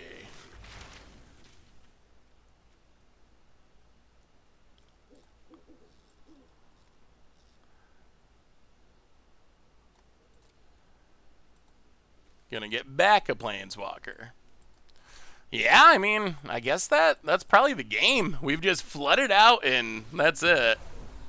Dawn, run! But we will catch you. Made a video with my Captain Sisay combo deck. Ooh, awesome. How'd it go, Captain America? Did you have any luck with it? Opponent gets back Professor Onyx. Under my tutelage, even you can master death. Yeah, I mean, I guess we gotta just top deck our Professor Onyx.